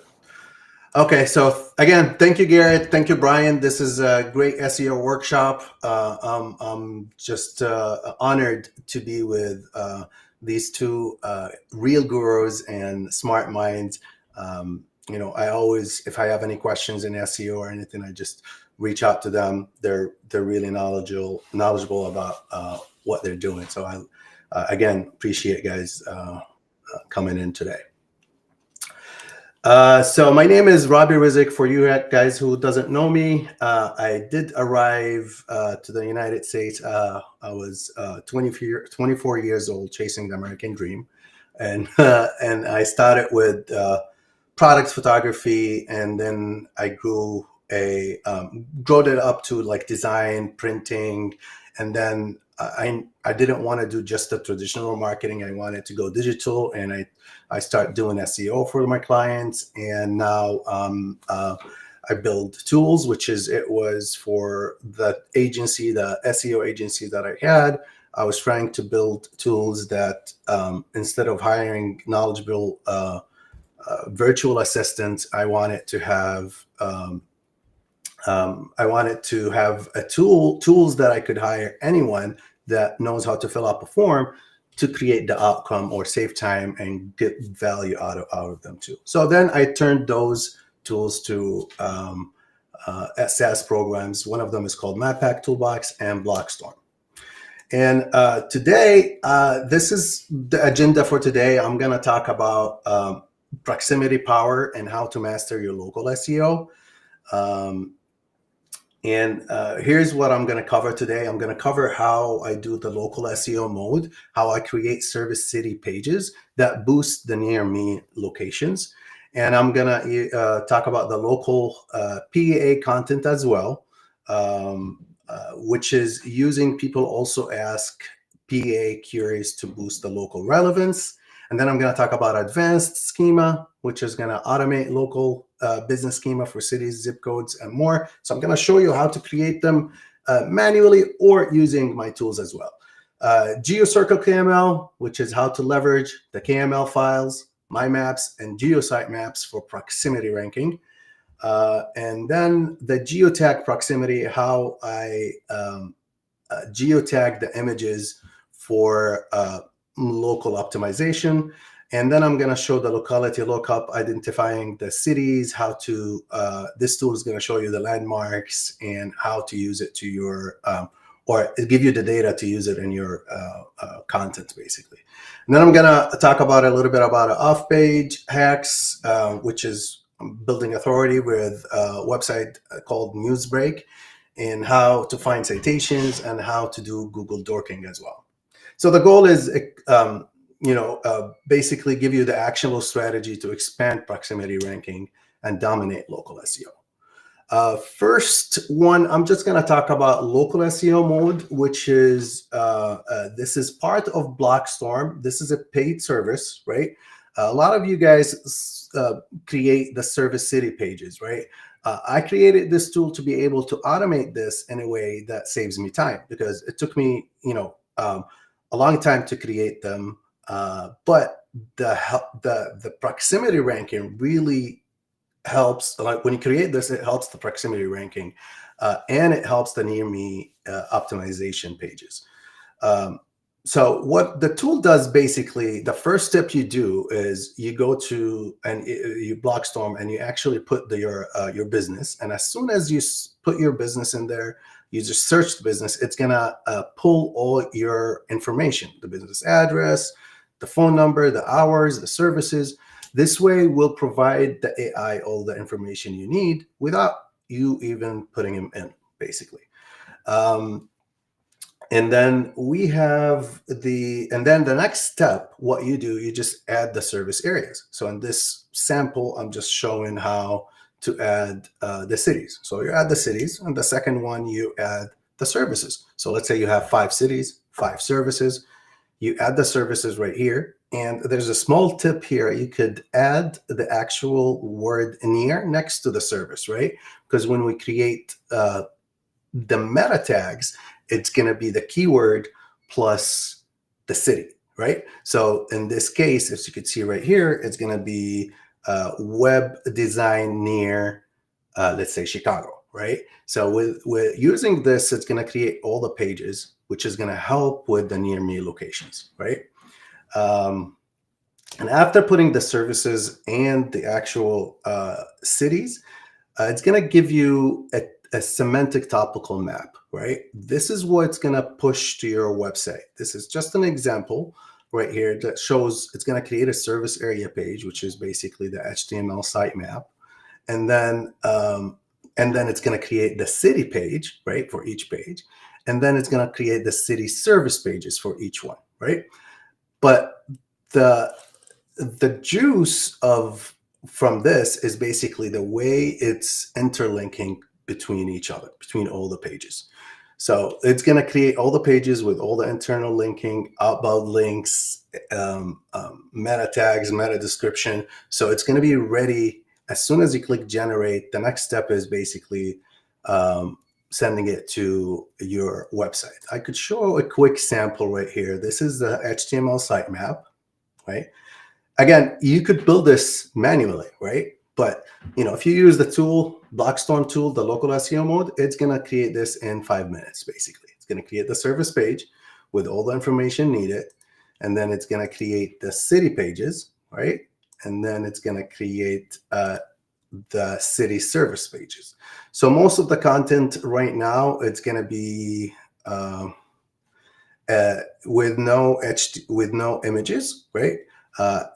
This sample actually the content was edited after we pushed it. So basically we just added the images to it, right?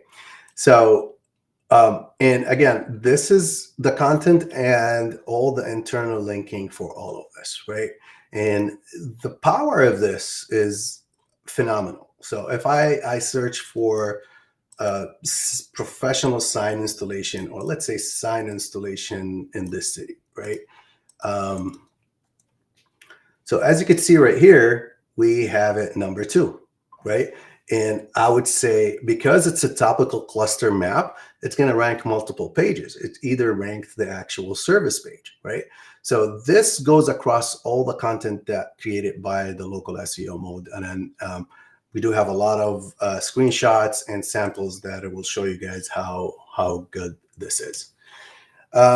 Now, the second part I do to enhance the proximity ranking, the first one is local SEO pages, and the second one is local PAA content, right? I just launched a Chrome extension a few weeks ago. It's free Chrome extension. Go ahead, guys, and download it. It's a block. If you search Blockstorm, or people also ask in your Chrome extension, you're gonna get this plugin. And if you like it, please, as Brian mentioned, write a review. We already have 9 reviews. I would like to have more. We have 313 users already. So what this does is scraping the people also ask question. So when you install the extension, you do the search term, and then you define. And then it will define your the depth, right? So basically there's different depth every time. I'll show you guys in a little bit. Every time you click on a question, it's going to open more questions in the bottom, right? So this way it'll give you all the depth, and it give you there's 2 options. The free plan is basically give you all the data, all the questions, the parent, the child, download the CSV file, and then you could use your own AI content, or for whatever analytics that you want to use. And then it'll give you an option that you could, in one click, it's going to push these questions to your Blockstorm and create the content and push it to your website in a couple of clicks. So if I want to show you guys, like, real quick, if we go to Google and let's say we search about people also ask, and here's the plugin. This is the plugin right here. Just going to zoom in a little bit. And if you could see right here, this is the people also ask question. Every time I'm going to click on one question, it's going to open 2 more questions or different questions. You see this one right here, it will open more questions. So that's why there's the parent and there's the child, or the branches, basically. So depth 0, it's going to create this. It's going to extract this questions. Depth 1, it's going to extract the actual, it's going to click on each question and show you the show you the other questions or the branches of it. So if you could see right here, these are the questions. This is the zoom in a little bit. This is the parent question, and these are the child or related questions.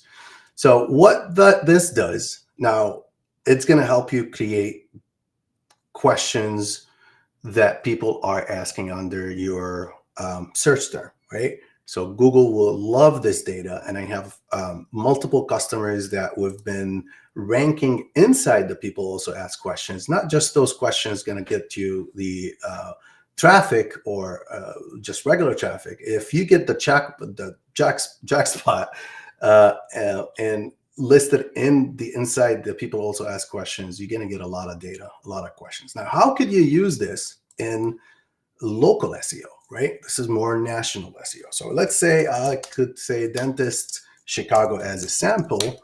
So this is how I use it. I create local PA content that's going to help ranking locally, right? If let's scroll down and see the questions, you see. So how to find a good dentist in Chicago. So this could be a blog on my website, right? So it's going to help. It's going to have the city. The more mentioning of the city, local remarks, geotags, anything that you have on page on the website that cover the area, the cities, the more proximity ranking that you're going to have. If you don't have them, it's really hard to rank in a bigger proximity. So that's the PA questions for you guys. If you have any questions, please let me know, guys. I would love to answer it. Carrie, thank you so much. Appreciate it, man. He's a PA king. I'm not the king of PA, but I love to use PAs. It's just helped me. Other companies or other courses out there, they talk about topical authority and they sell it for thousands of dollars. And to be honest, this is the topical authority. If you follow this is what it is. So it's reverse engineering the SERP by starting with the main keyword and extracting all the questions. And if you build it in a way that it has the parent and branches, it's gonna do a lot of damage, a lot of ranking damage to your competition, basically. So yeah, this is so please take a moment, download the Plugstorm. It's the Chrome extension. It's free, and it's a great tool to use on a daily basis on your campaigns. Now, the second thing that I do is using my auto schema to create the geo radius local schema. So, the ultimate schema is for local is to have mentioning all the cities and mentioning all the services and entities, have Wikipedia links for those entities, Wikipedia links for those cities. All this data in the schema, it does help the proximity ranking, and I do use it in every campaign. Now, to build them, it's going to take a lot of time. Now, for me, anybody who regular Joe could come into Mappack Toolbox and create this, right? So, but I'll show you, and this is basically a visual schema after creating it with Mappack Toolbox. Now, you could create this manually, but it's going to take you, I don't know. This is going to take time and money, and I do value both. That's why I created most of my tools, and one of them is the auto schema. So it's going to have all the entities. Oh, let me go back, and I messed up something. So basically, all what you have to do is putting the place ID.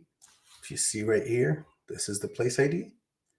And then you put the geo radius in miles. So if you put the geo radius in miles, that's, let's say 5 miles.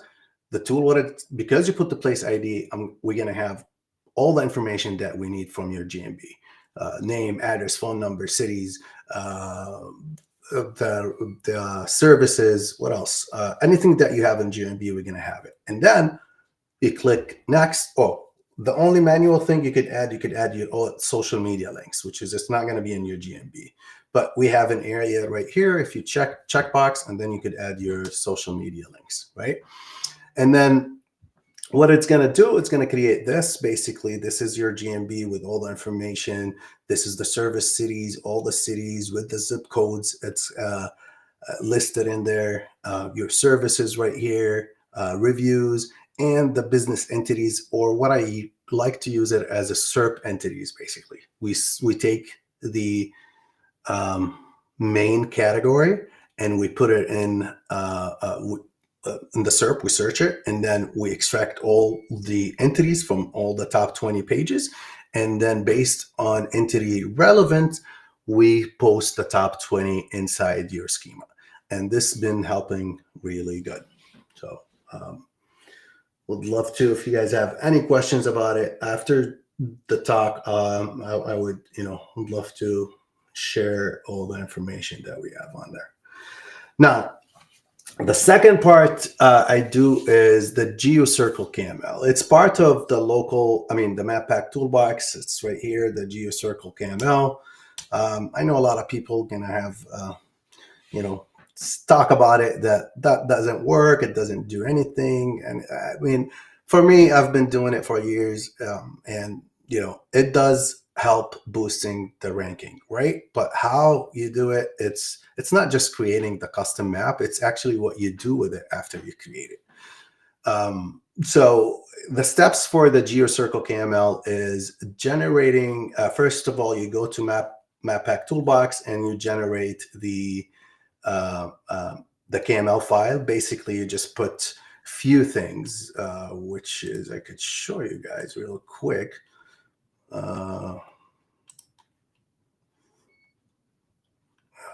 Okay, it's too quiet in here. There's not a lot of questions, guys. If you have any questions, comments, please let me know. The GeoCircle KML right here. So you put your business address, and then you put your services, and then you generate the actual map. And the map is going to look something like this. So it's going to have you as a center point, and then it's going to have, because there's a point of interest when you fill it in. If you put city halls, like here, I put city halls and airport. So it's going to add those city halls and airports with directions to your Google, right? After creating this map, what I do is, that's where the juice comes in after, is what you're going to do with that map, right? I use Money Robot to do map embeds and drive traffic to this map, right? The more traffic it has, the more map embed, the more powerful it is. And then after I create those maps, there's a way I create a geo sitemap XML. So I do have a YouTube video. If you hit me up after this talk, I would show you it's unlisted YouTube video. I'll show you how to create the geo sitemap and embed the actual KML files inside the geo sitemap, and then you upload it to your Google Search Console. It's going to look something like this, but this is only one map. So basically, this is a KML file right here. If I go to it, it's gonna download the actual KML file. So the goal, I'm missing something here. So the goal here is to have that KML file in there to Google crawl it, right? So when you create that sitemap, that geo sitemap, it's an old, I know it's it's in the 90s, basically, or the 2000s that we used to use the geo sitemap, but this is a great way to embed the actual XML files in there and have Google crawl it. And by forcing it when you put it in the Google Search Console, right? All right, so and oops, sorry, 1 second. I do have a question. All right, let's go back. Sorry about that. I get distracted with a question. Let me go back here. Okay, so that's that GeoCircle KML. And the second thing I will, I have a free tool. I build a few free tools every time. I have some, you guys mentioned earlier about how to, using the AI, and the last year for me, the last couple of years, it's been great for developing. I always wanted to be a developer. I'm not a developer by trade, but with the help of AI, I was able to, I knew a little bit about coding and Python and all of that. And then that's what boosted all my knowledge in developing. And I started developing tools more, and especially the ones that I have, free. I like to create free ones. For this one, I did the geotag proximity. Now, a lot of people, I think Google still crawl, like we all agree that Google crawl everything on your website, right? It doesn't matter if they index it or if they take it in an advantage, or take it like consideration for ranking or not. What I like to do is to work on the whole puzzle, right?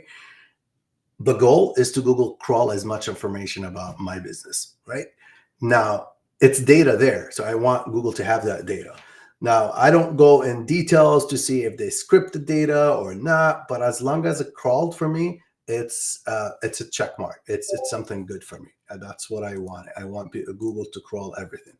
But when we geotag an image, they usually do is geotag it in like the one coordinates for all the images. With this tool, what it's going to do is basically you add the latitude and the longitude, and then you upload the images, and then you put the radius 5 miles. And what it does, it's going to randomly choose the 5 miles and randomly geotag each image with a different location. So that will look more natural than having all your pages on your website under one geo tag, right? So, the second one, I would talk about locality lookup, and a shout out for Clint. We got inspired to create this free tool by him using Auto Schema tool. And basically what this does is it finds the cities with a distance and what cities around it when you put your coordinates, and it's going to give you as long the the Wikipedia info for each city, and it's going to give some point of interest. So the schools, city halls, libraries, and then you could take that data to create your content on there. So a list the local landmarks, that's what we call it, like schools and museums. This is ideal for planning local SEO strategies and keyword targeting, basically. So, and one of the other things that I do is off-page hacks. So the way basically I could create, if you guys are familiar with Newsbreak, you could easily create an account, a profile, and you would be able to create content, right? So this build local authority with a very high DA, and this one is about 82, DR 82. As you could see, like today, while I'm doing this presentation, I've been using it for months, right? I use it by, having direct link to my tool, to my GMBs or client GMBs, or embedding something in there. It's just drive more local traffic. And these pages rank pretty well. And I was surprised right here. It looks like the latest update, it got really jumped up with traffic. So Google really preferring this website. So if you guys, just go to Newsbreak, there's a way to, it's something similar like this. You could have backlinks. This is the user. It's give you the cities, and then you could create your pages and have a direct link to the website and to the maps as well. And this is, I use it to go to build authority for the custom maps as well. And this does help with location authority. And this is something that I never shared, and today was the first time I share it. And okay, and the next thing, we're almost done, guys. The last part, I'm gonna talk about the Google Dorking. If anybody here familiar with Google Dorking, or what is it called, um, advanced Google search? If you are, let us know in the comment below. And so what it does, if you're not familiar with it, guys, it's the site column search. Anything that you use Google to get the data or whatever, like whatever Google have indexed and listed on their website, so you can narrow it down based what you want, right? So I use this a lot for my local customers. Sometimes I find a very hidden gems or hidden backlinks, opportunities that's going to increase the local authority. One of them is I try to discover local influencers. So as a sample, I mean, as you can see right here, you could go to Google, put site column, patch.com. Patch is a website that listed local news, right, in the United States. And then you put your city and you put local blogger or community leader. And you would be able to see who posts about your city and like news and stuff like that. And then you could directly ask them, let's say you have a customer did remodeling, or a new customer, new business. You reach out for them. You're like, hey, this is my new client of mine, have a new business, would love to have a blog written about them. And believe it or not, it's because they're looking for local news. And if you were able to get that, you'll be able to reach out to local influencers and get a juicy backlinks, right? The second thing I use it for as well is find citation opportunities. After this call, if you guys want a copy or a link for this slideshow, I'll send it to you so you could have this list with you guys. City name, you put the city name, you put the business type or category, and put list or directory minus site column yourdomain.com. If you put this in Google, it's going to list all direct directories or lists in your city, minus the ones that mentioned, but without your domain. So basically, these are opportunities for you to list your directory in there. Again, this is a juicy backlink, a great backlinks because it's local. Sometimes you'll find, let's say, a library that they want to list businesses or something like this. So it does help. The second one is explore backlinks opportunities. You put local news or community, city name, and entitle sponsorship. So with this, I was able to find a few things like sponsorship programs from the local library, right? So they have, basically, I did it for, Brian knows that I have a restaurant in Chicago with my brothers. It's called Amba Mediterranean Grill. So I was able to give them, like 10 free meals and gift cards, and being a sponsor for an event that they were running. And I was able to get a backlink from their website. So it's an official government library website, and it was very juicy.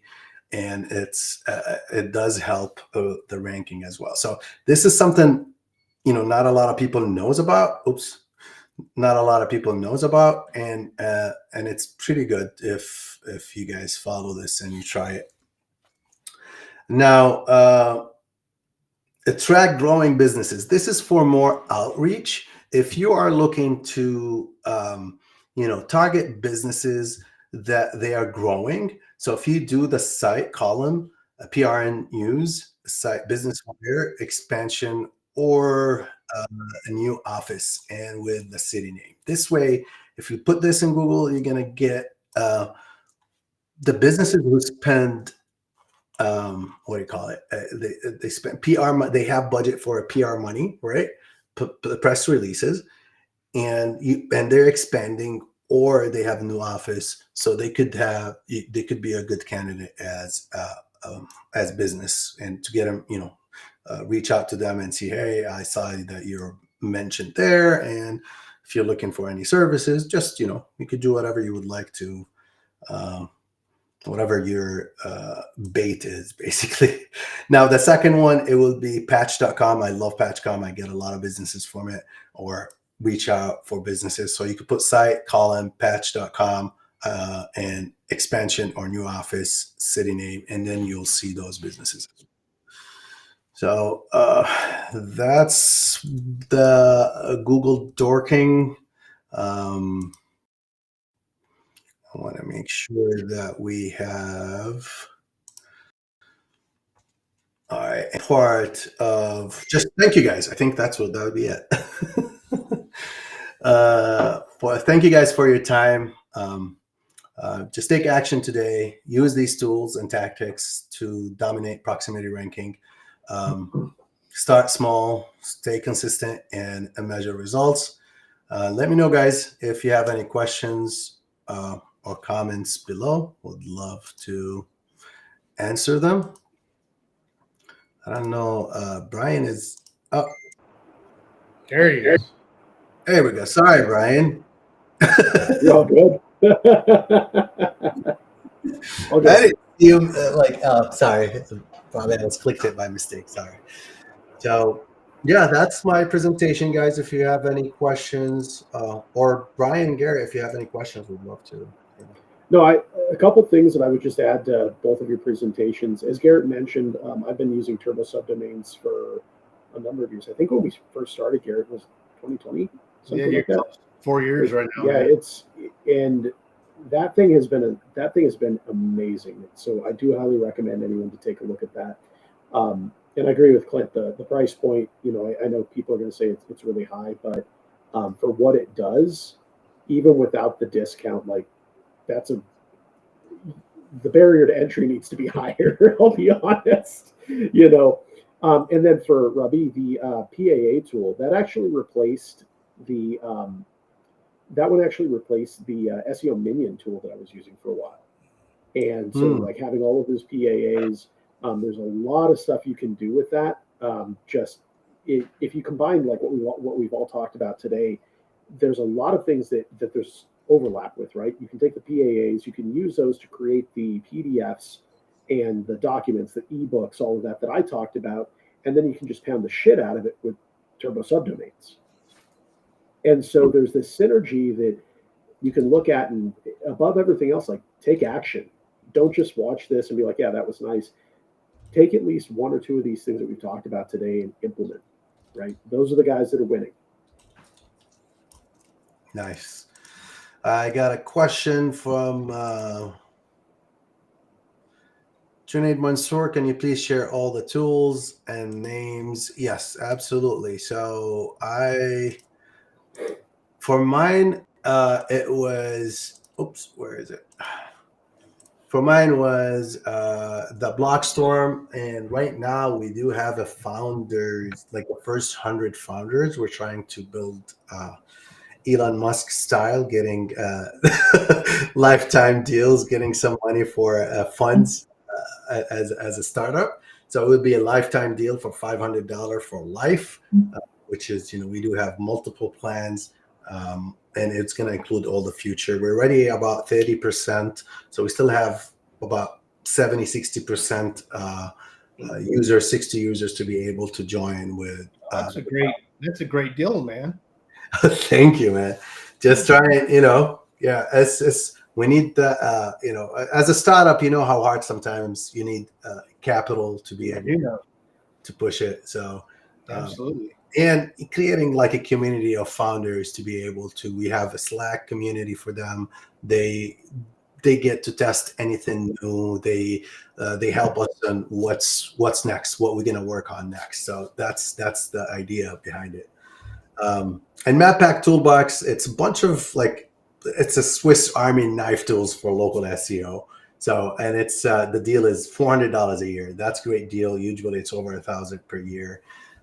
So that's a 400 here. So let me know in the, reach out to me on Facebook, Rabih Rizk, or if you have my email anywhere, I would help you with the link and how to sign up for this as well.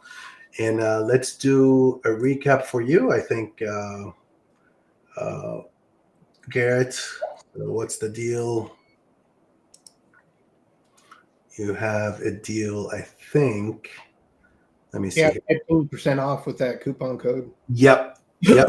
Coupon 15%. You go to turbosubdomains.com, use coupon code 49JKX3VD. And Brian, if they would like your services, they go to Fusion. Is it? Yeah, fusionvine.com. Fusion. They can hit me there. I'm pretty active on Facebook, Twitter, Instagram. Like, connect with me on social out there. The next one I know, as I mentioned, Rabih, both you and I will be speaking at is going to be Agency FastTrack 2025. Tickets are still available for that. I've got a whole line of other stuff that I'll be talking about there, mainly how to reduce the, how to 80/20 your tool set, make sure that you're getting the most bang for your buck out of any of the tools you are using, and, leverage your existing tools and or any new tools for the biggest impact that you're doing. So that's what I'll be talking about there. SEO spring training. I think I know Garrett and I will be speaking out at that one. That's going to be in May, but I do a lot of, like I said, public speaking, webinars, things like that. So connect with me and find out all about that stuff. Yeah. And let me go through the comments a little bit, and then we're going to have a guest. Actually, maybe we're going to join us. It's a surprise guest. Uh-oh. Bum, bum, bum.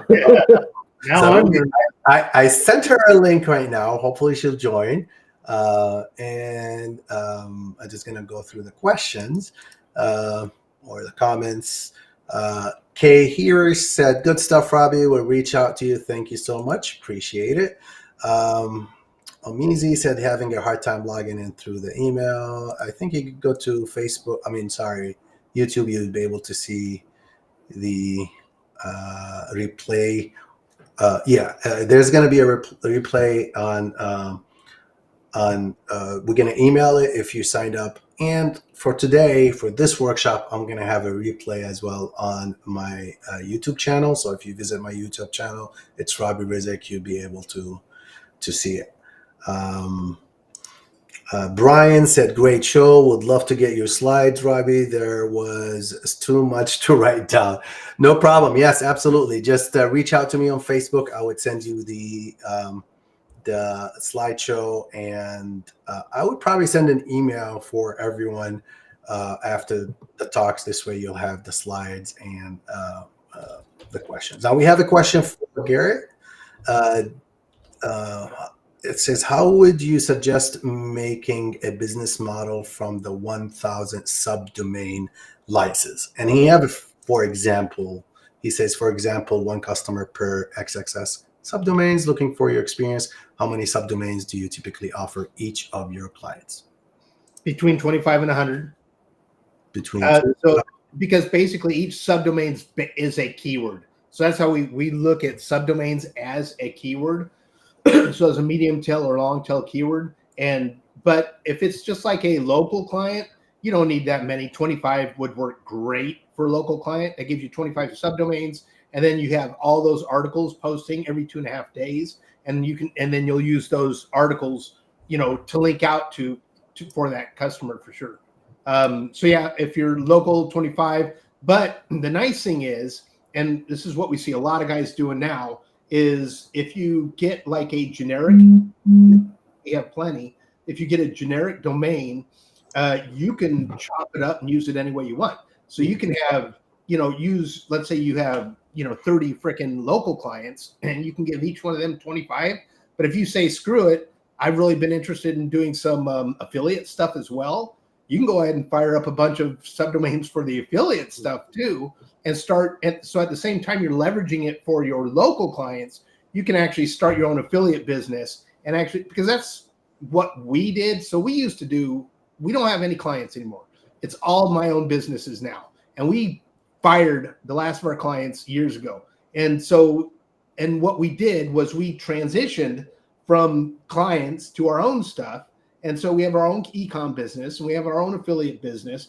And so we just kept kind of banging up our own stuff, because the deal is, if you're good at freaking SEO, if you're good at it, and we already talked earlier, you better be if you want to stay in the game, because it's getting ready to change big time because of AI. So True. if you're actually good at SEO and you can actually do it, then the real money, 100%, is doing it for yourself. 100%. That's where the real money is. That's where the less stress is. That's where you control how you do it, where you do it, everything else like that. So for everybody, I would at least recommend that you look into that. And TSD is a great way to start down that path for sure, because it's an asset that can be used for all that stuff. You get that general domain, that subdomain turns into an EMD, exact match domain. Google sees it just like that, and go, go, go. Nice. Yeah, and to on that point, Garrett, one of the things that I'm doing with my TSD is I'll use it for like a local authority site, right? So it could be like, Denver, what's going on in Denver, what's going on in LA, what's going on in Chicago, what's going on in New York. And then you can be like, hey, by the way, this post is brought to you by so on and so forth. Here's the map. Go check them out. Here's a link, to whatever. But the way that we've set a lot of ours up is it's more topical as opposed to thinking about it in terms of like one client per subdomain. It's just broad swaths. The thing is so it's just so amazing is everything we've thrown at this software, at this system has worked. We haven't tried anything, any niche, any space, anything like that yet that didn't work. So I know it's been a real blessing for us. Certainly my companies, I mean, it's been a huge, I mean, I can't tell you how many times I've had internal discussions with my team about, do we just take this thing off the freaking market and keep it to ourselves and just keep, doing it that way? Yeah. Or do we sell it? And so for now, we're continuing to sell it. We're selling licenses. But you and I talked, we're not in a hurry to sell licenses at all. And we're not trying to sell a lot of licenses. So we're trying to make sure we grow this smart and do it right. I have other software that I sell the living shit out of, you know what I'm saying? But this, we're really trying to make kind of control of the growth for sure, and make sure that all of these sites have a really good experience with them.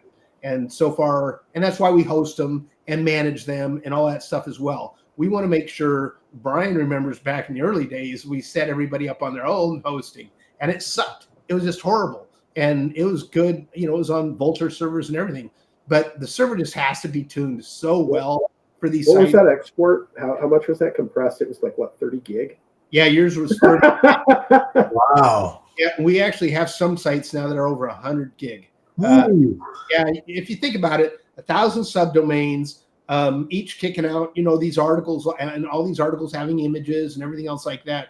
They grow really, really fast. That's a giant sitemap, a giant links for Google too. Yeah. Wow, that's great. That's great. It's a really exciting system. We enjoy it a lot. Nice. Okay, so guys, I really appreciate all the people who are still with us till now. I really appreciate taking the time. I know I value your time, and hopefully what we shared is will help you and give you some knowledge and few things or directions on what to go next, on what to work on in 2025. And I'm honored to be on Agency FastTrack 2025. That's going to be in 11 days. And we do have actually Lisa joining us today. Woo! Hey, Lisa. Hey, Lisa. Hey, 3 of my favorite boys. Thank you. How are you today? I am fantastic. I was just listening to the 100 gigabyte sites, and all I thought was, thank goodness Garrett hosts them. So I mean, that's probably worth the price of the lifetime buy right there. True. I could imagine his server bills, how much would be, or electric bills. Yeah, we run our own data center as well. All right. Lisa, can you tell us a little bit about yourself and what we are expecting in 11 days? We're going to have I'll let you talk about it. Yeah, no, thanks for having me pop on. I've been listening and multitasking, and when Brian or Garrett or you talk, I always want to hear what y'all have to say, because when you can grab a nugget from anything, it always helps you move forward with your business. And that's part of the reason why we created Agency FastTrack. So I'll make it super quick. So I started my agency in 2011. I struggled. And like everyone else, scaling was a problem. Around 2020, during the pandemic, I was doing well, had a 7-figure agency. Everyone asked me to create a course about how I was scaling. And that's how Agency FastTrack was born. Fast forward to 2024, I'm going to conferences. The price of conferences just started getting huge. Like what used to be $400 or $500 a ticket was now $2,500 a ticket. Hotels surged, food surged. It was costing $5,000 to go to a conference. And I had a bunch of people telling me, Lisa, you should put on your own conference. You should put on your own conference. I didn't really want to do the whole hotel, big event thing. And I had a bunch of people in my community that are either single moms, maybe single dads, people who have day jobs, who have a hard time. Like if they take a vacation, they only get 2 weeks a year. They don't want to take a vacation to go to a conference. So this is how we combated a lot of those things. We decided to do an all virtual event. And so all the speakers are, actually coming and attending just like the attendees.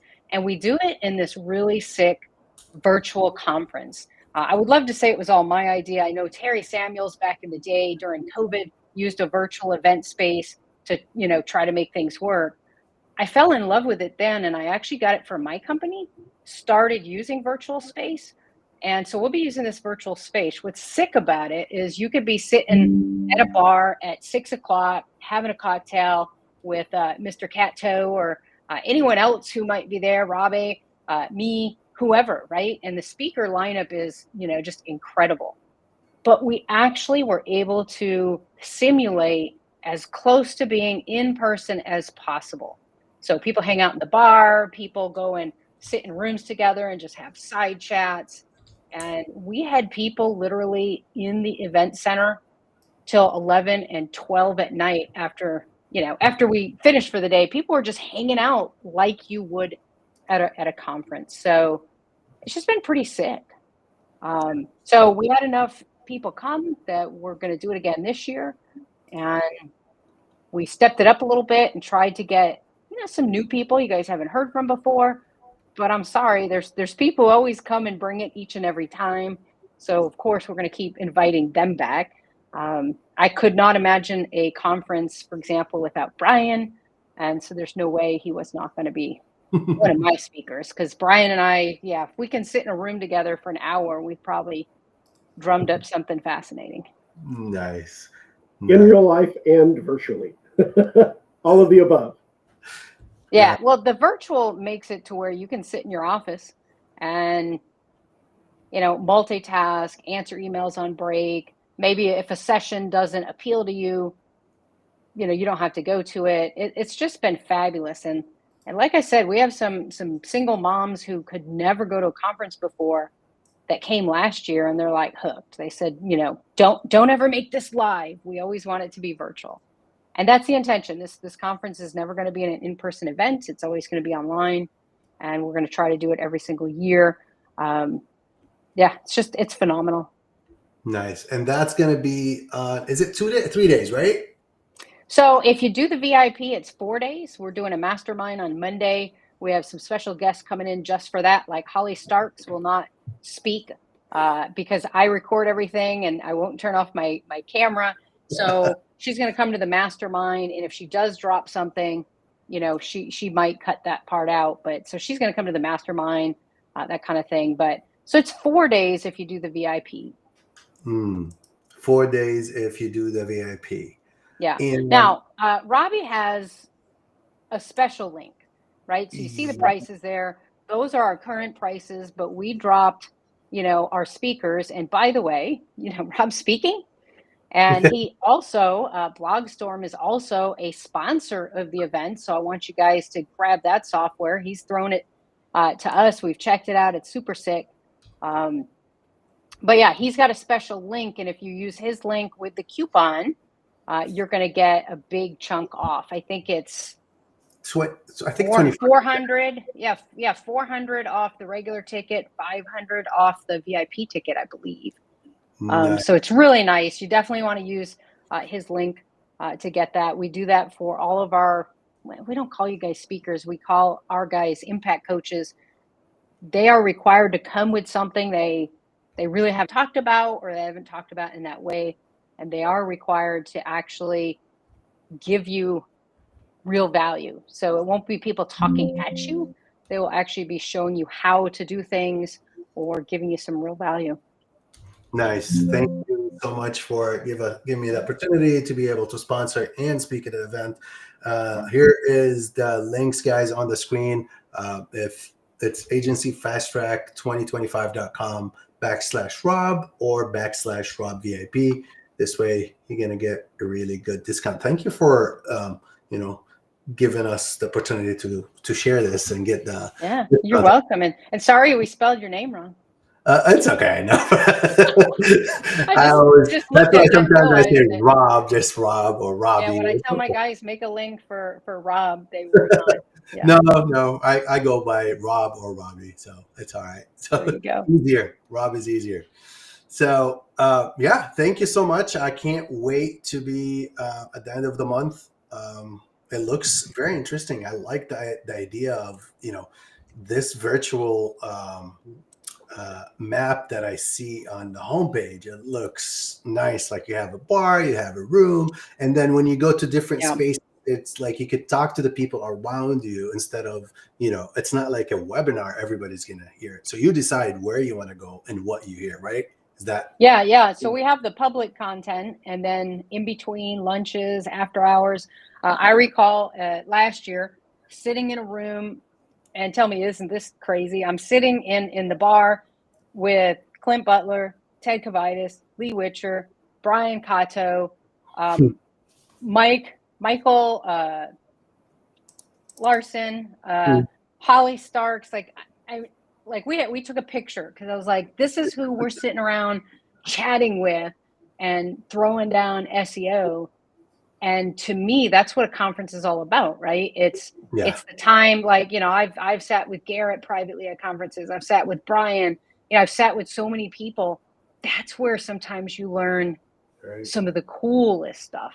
Nice. And not because people don't want to share it, but because they only have 40 minutes in a presentation, and they're going to give their fluff stuff as much as possible, because they still want you to go buy their stuff, or they want you to do whatever. But we make them come with more than a little fluff. But nice. I tell you, the bar is the place to be at night. Okay, drinks on me and lunch and dinner on me for virtual for everyone. There you go. I'll send you all the pictures. Yeah, we even were toasting in the bar virtually, and it was quite fun. It was quite fun. That was a blast. That's nice. Looking forward for it. Thank you again for joining us today, and looking forward to it's in a few weeks. Only a few weeks. Yeah, 11, what is it, 11 days and so many hours. So it's coming up. And thank you guys for doing this kind of stuff. We need more of this out there. I mean, as you said in the beginning, if you speak good stuff, people will buy your stuff. So you're not worried about selling your stuff. But the value you guys are dropping, for some of these noobs out there, this is how I became a 7, and we're working on an 8-figure agency. Literally, that's how it happened. Listening to people, talking to them, asking questions, getting the tools you need. Brian, I am so stoked for your conversation, your session, because Brian's going to come drop like the tools you need versus the tools you can scrap. I like that. Yeah. How to shave your tool stack and save some bling. So I like that. Nice. Looking forward for it. Any last minute comment, guys, or closing? Nope. Thank you for putting this together, Rabih. It's been a pleasure. Yeah. And thanks for everyone attending. All right. Yeah, absolutely. Thank you for everyone. Appreciate the time for you guys taking the time and joining me today, and everybody who was watching us on YouTube and Facebook. Hopefully we'll do this on a monthly basis, and we'll see you on the next one. Awesome. Thank you. Thank you.